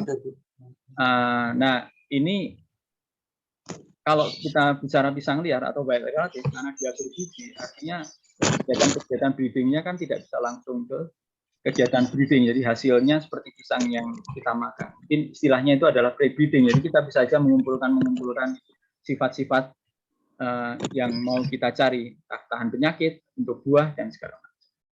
Kultivar itu juga ada beberapa dari kita yang potensial untuk dikembangkan, itu misalkan pisang rejang yang tahan terhadap layu fusarium, ada pisang kepok itu yang dia merupakan mutan alami, tidak punya jantung, sehingga dia bisa istilahnya escape lah dari serangan penyakit blood disease, karena penyakitnya itu dia penyebarannya lewat serangga yang datang ke jantung, yang habis bakterianya luruh gitu. Terus ada kepok yang tetraploid. Jadi kalau triploid itu kan sterilitasnya tinggi. Kalau tetraploid mungkin harapannya dia tidak terlalu steril. Juga ada pisang Australia ini tetraploid. Demikian tadi presentasi kami, ternyata sudah sampai di ujung presentasi. Kami mengucapkan penghargaan ya banyak-banyak terhadap semua kontributor di sini, institusi dan orang mungkin sangat banyak. Karena ini capaian bukan dari saya sendiri. Terima kasih. Jadi waktu saya kembalikan ke moderator. Ya, terima kasih Mas Andri. Terima kasih Mas Fajar atas paparannya. Mungkin sekarang saya buka untuk sesi tanya jawab. Ada pertanyaan dari Bapak Ibu, silakan bisa lewat chat box atau bertanya langsung dengan mengaktifkan mikrofonnya.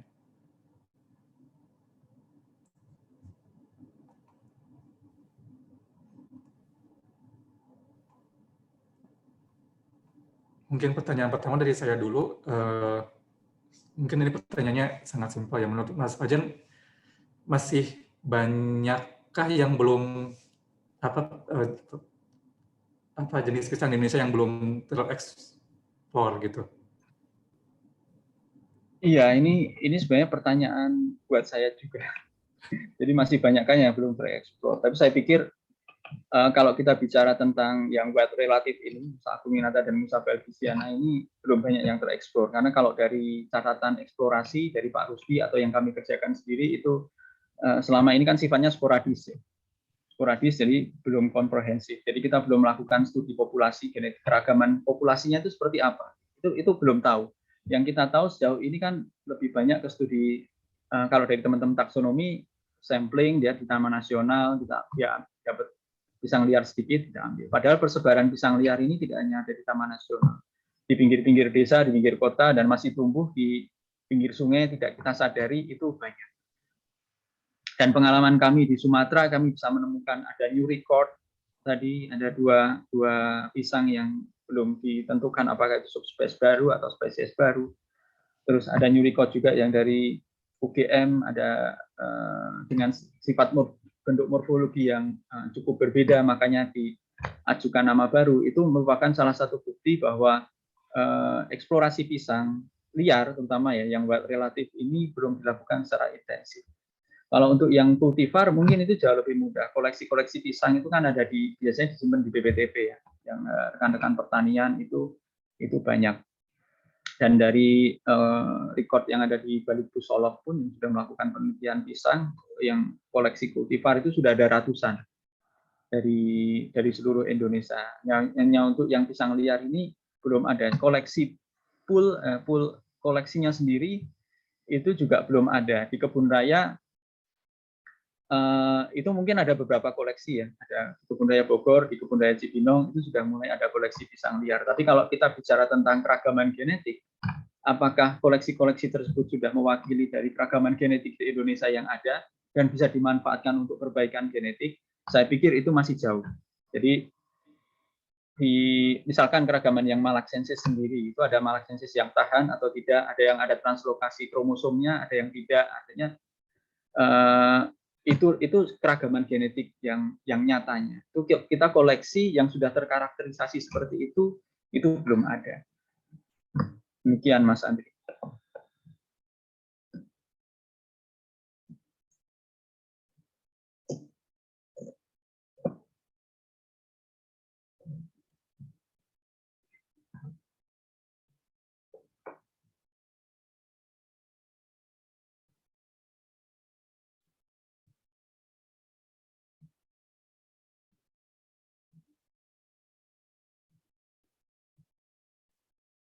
Ini ada Bu Rita, Bu Dini ya, angkat tangan, silakan Bu Dini. Baik, Pak Fajar, izin bertanya, mungkin koleksi dari Afrika juga bisa menarik itu Pak Fajar, mungkin bisa diceritakan sedikit apa ya kelebihan dari mereka. Secara seingat saya orang-orang Afrika tuh kan makanan pokoknya memang banana plantain Pak ya, kalau kita lebih tipe plantain dibandingkan yang tipe sweet ya Pak. Mungkin jangan-jangan bisa ketemu gen resistennya mungkin Pak di Afrika, mudah-mudahan. Terima kasih Pak Fajar. Ya, terima kasih pertanyaannya Bu Dini. Ini pertanyaannya menarik. Jadi Afrika ini kalau sekarang bisa dibilang sebagai secondary diversity dari pisang. Tapi sebenarnya pisang-pisang yang ada di Afrika itu semuanya introduksi dari kawasan Asia Tenggara. Jadi bukan pisang asli Afrika. Jadi kerabat liar itu di Afrika tidak ada kerabat liar. Semua yang ada di Afrika itu pisang-pisang kultivar.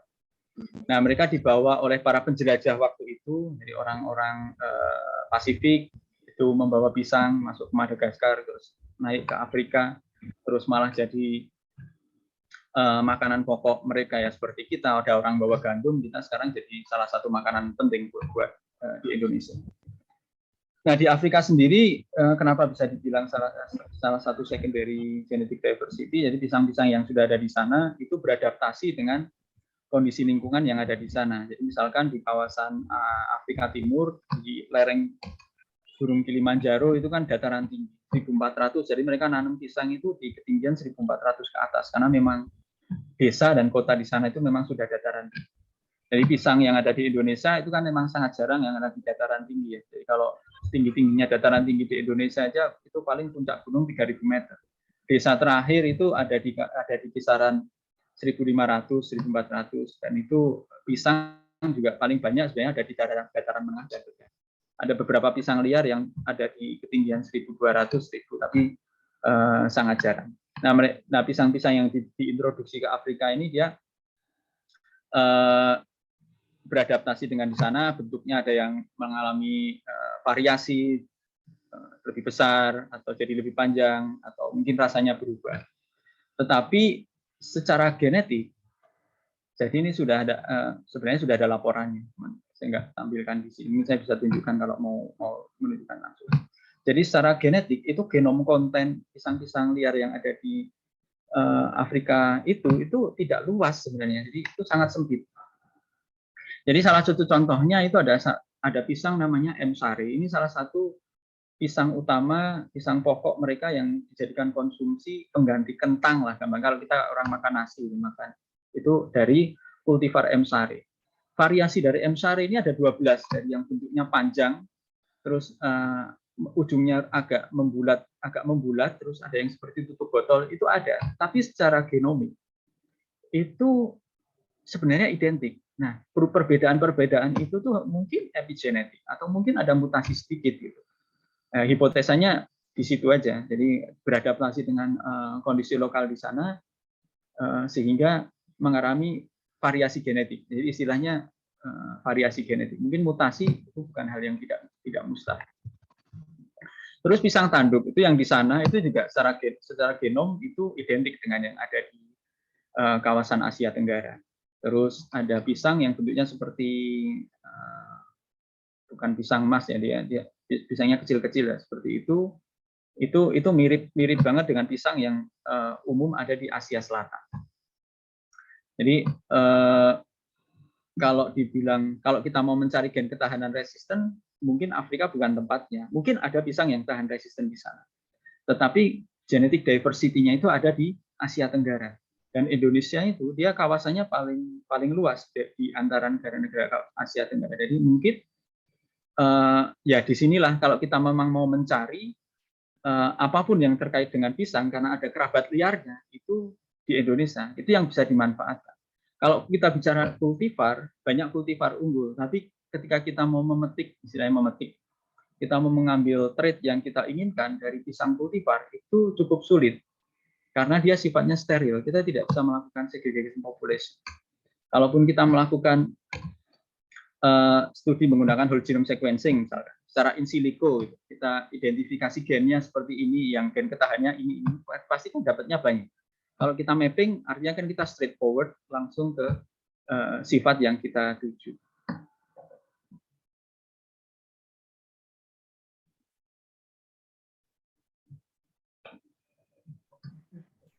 Baik, Terima kasih, Pak. ada pertanyaan lagi. Mohon maaf tadi saya terlempar, jadi saya pindah ke yang Oh lain. iya, makanya saya lihat jadi fotonya beda. Menghilang. Ya, ada pertanyaan yang lain dari Ibu Bapak, silakan. Ini ada di chat ini sebenarnya, Mas. Oh, saya baru masuk, jadi mohon maaf.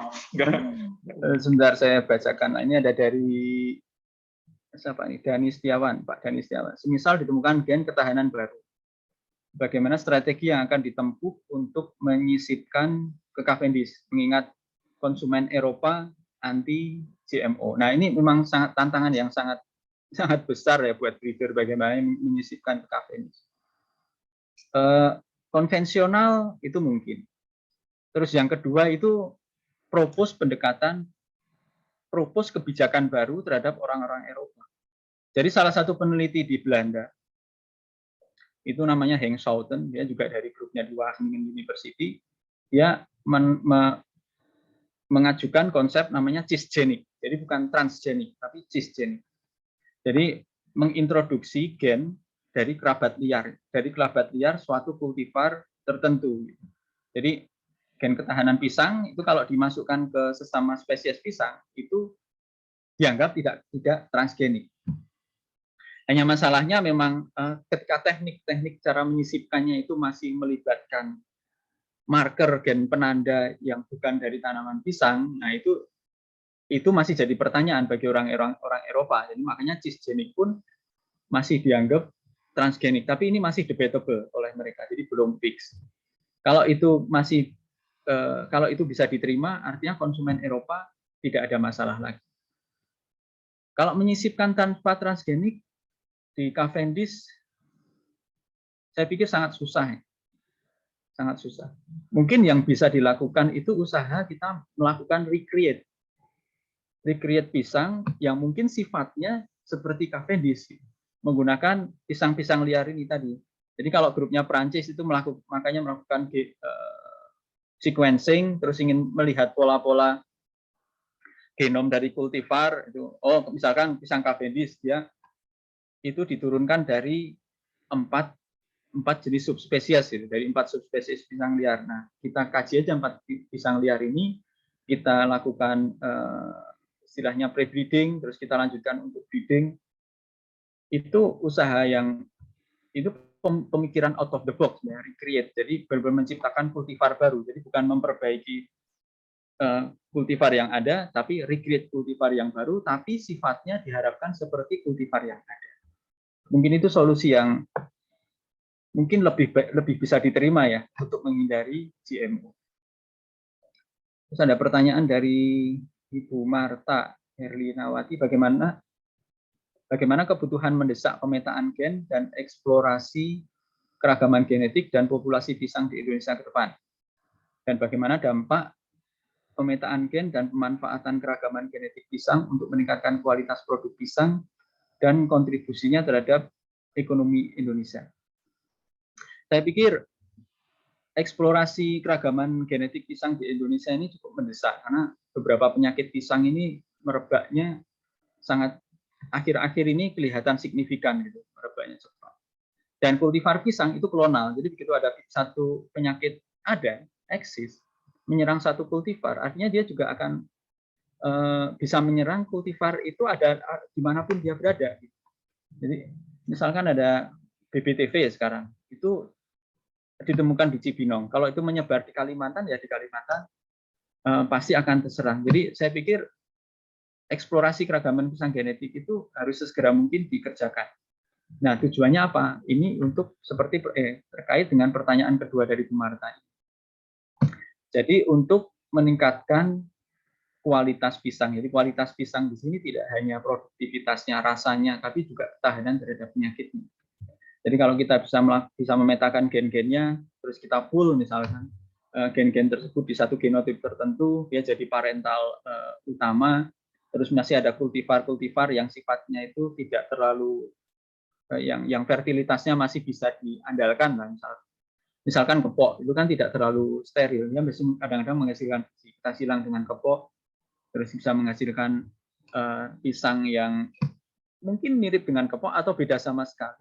Tapi paling tidak itu jadi pisang yang tahan terhadap penyakit-penyakit yang dikhawatirkan. Nah, kalau petani itu bisa menanam pisang-pisang yang tidak bisa terserang penyakit ini, artinya akan mempermudah petani untuk menanam. Kalau sekarang itu petani nanam pisang Ambon misalkan, terus serang penyakit, itu kan diganti dengan pisang yang lain, pisang oli misalnya, terus serang lagi, ganti lagi pisang tanduk.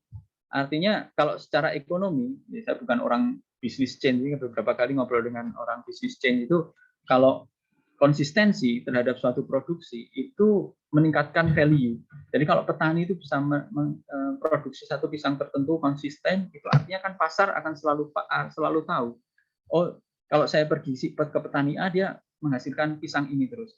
Kalau komoditasnya berganti-ganti, itu pasar jadinya bingung.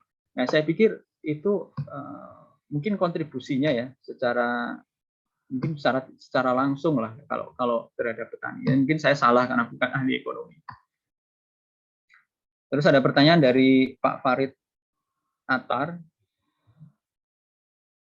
Presentasi yang menarik. Terima kasih Pak Atar. Apa sudah ada karakterisasi untuk melihat gen-gen potensial, misal untuk produktivitas tinggi atau untuk ketahanan lingkungan?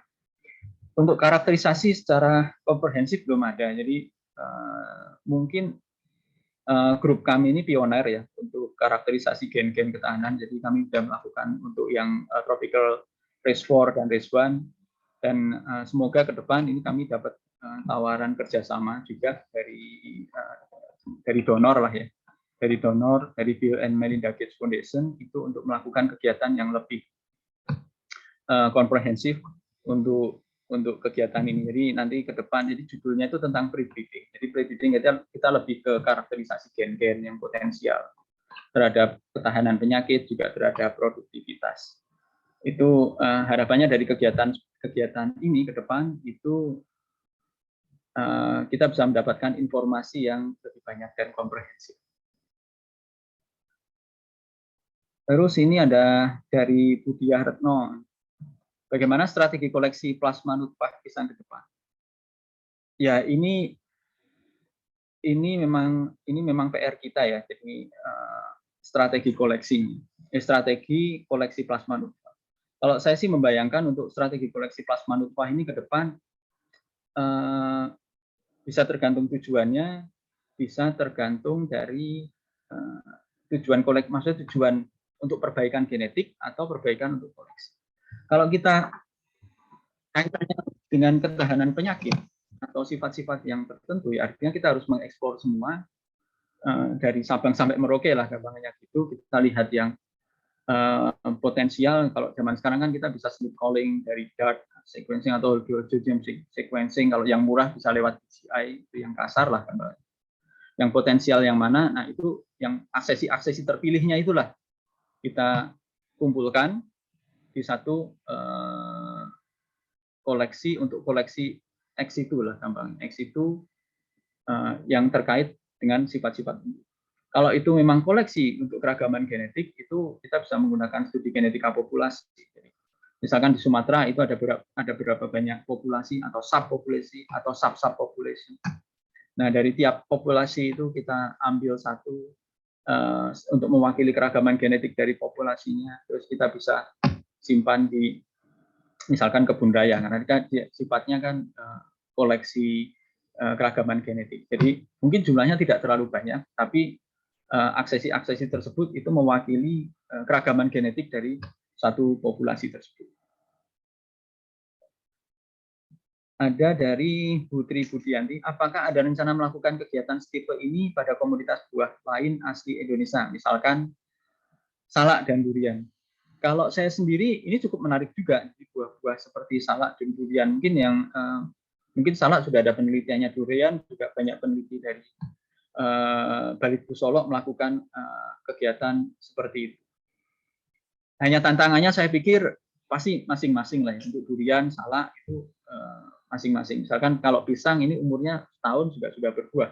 Kalau durian kita breeding pisang, breeding durian misalkan kan butuh waktunya lebih panjang. Karena dia sifatnya pohon. Salak mungkin juga punya masalah sendiri karena dia berumah dua, ada jantan, ada betina, berbunga kadang tidak bersamaan. Nah, mungkin saja. Jadi pisang ini kegiatan genetika pisang dari kelompok kami ini bisa jadi model juga untuk pendekatan keragaman genetik, kajian keragaman genetik atau perbaikan genetik tanaman asli di Indonesia. Dan selain salak, durian kan juga ada manggis yang punya masalah genetik yang berbeda. Pendekatannya mungkin tidak sama, gitu. Tapi berkaca dengan kegiatan dari yang sudah ada, ya, misalkan pisang, mungkin pendekatannya bisa dilakukan. Dan ini mungkin unik ya kalau untuk pisang ini karena tanaman asli Indonesia, jadi beda dengan, dan sebenarnya usaha untuk perbaikan genetik menggunakan teknologi yang maju itu secara internasional belum terlalu banyak karena keragaman genetiknya ada di Indonesia, terus yang biasanya mereka yang sudah concern menggunakan teknologi maju itu dari orang-orang di Barat, dan koleksi pisang yang ada di koleksi internasional di Barat itu tidak terlalu banyak. Jadi mereka sebenarnya kemajuannya tidak terlalu banyak. Beda dengan padi yang memang sudah jadi keroyokan negara-negara dari seluruh dunia dan sifatnya open sehingga lebih advance baik dari informasinya itu sendiri, penataan informasinya sendiri. Jadi peneliti itu bisa melihat track penelitian yang sudah dikerjakan, itu sudah tahu dengan mudahnya sehingga bisa merancang strategi penelitian di penelitian ke depan itu lebih baik. Nah, cita-cita kami punya cita-cita seperti itu. Jadi pisang, ya alhamdulillah sekarang sudah mulai ada perhatian lah ya dari institusi kita sendiri, juga dari pemerintah pusat.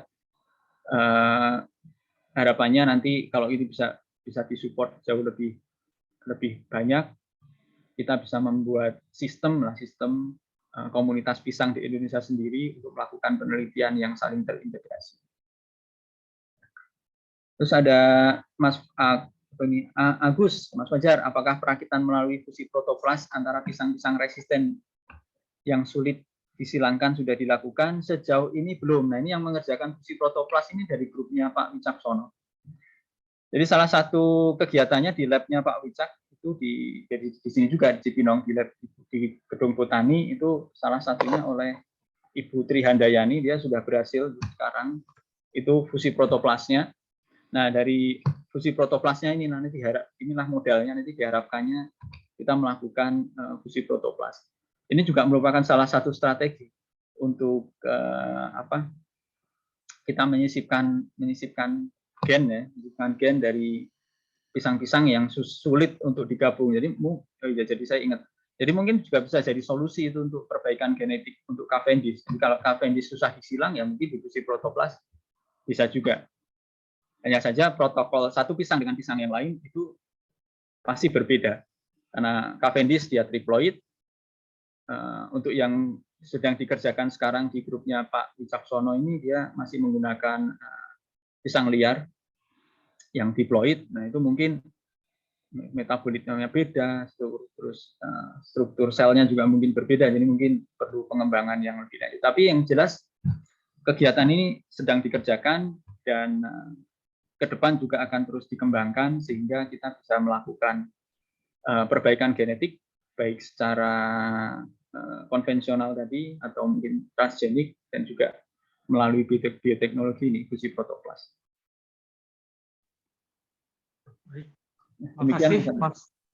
Makasih Mas Fajar. Ini waktu sudah menjelang waktu pukul 3. Mungkin apabila ada pertanyaan lagi bisa menghubungi Mas Fajar langsung. Mas Fajar mungkin bisa nulis emailnya di chat box atau kontak untuk. Oh ya, ini saya tulis email saya ya. Mungkin ada pertanyaan lebih lanjut dari Bapak Ibu sekalian atau. Iya, silakan saja. Nah ini dia. Ya, terima kasih. Terima kasih atas paparannya Mas Fajar. Mungkin kita akhiri sesi 2 ini dan saya akan, makasih Mas Fajar ya, saya akan kembalikan ke MC Mbak Wardah. Ya, terima kasih kepada moderator Dr. Andri Wardiana. Bapak Ibu, sebelum kita akhiri acara ini, kita foto bersama dahulu. Kami mohon kepada Bapak dan Ibu dapat mengaktifkan kameranya. Silakan kepada panitia untuk dibantu pengambilan dokumentasinya.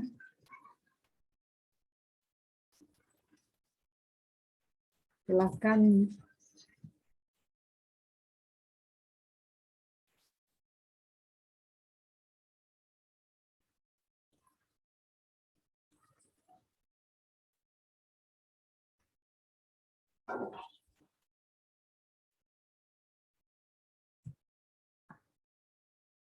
Baik, terima kasih. Baik Bapak dan Ibu, demikian acara Friday Scientific Sharing Seminar Pusat Riset Rekayasa Genetika hari ini. Kami mengucapkan terima kasih kepada Dr. Rati Asmananingrum, Dr. Fajarudin Ahmad, dan Dr. Andri Wardiana, serta Bapak dan Ibu peserta yang sudah mengikuti acara hari ini hingga selesai. Kami mohon maaf atas kekurangan selama acara berlangsung. Sampai jumpa lagi pada acara Friday Scientific Sharing Seminar berikutnya dengan tema yang berbeda. Terima kasih. Akhir kata, wabillahi taufiq wa hidayah. Wassalamualaikum warahmatullahi wabarakatuh. Waalaikumsalam warahmatullahi wabarakatuh.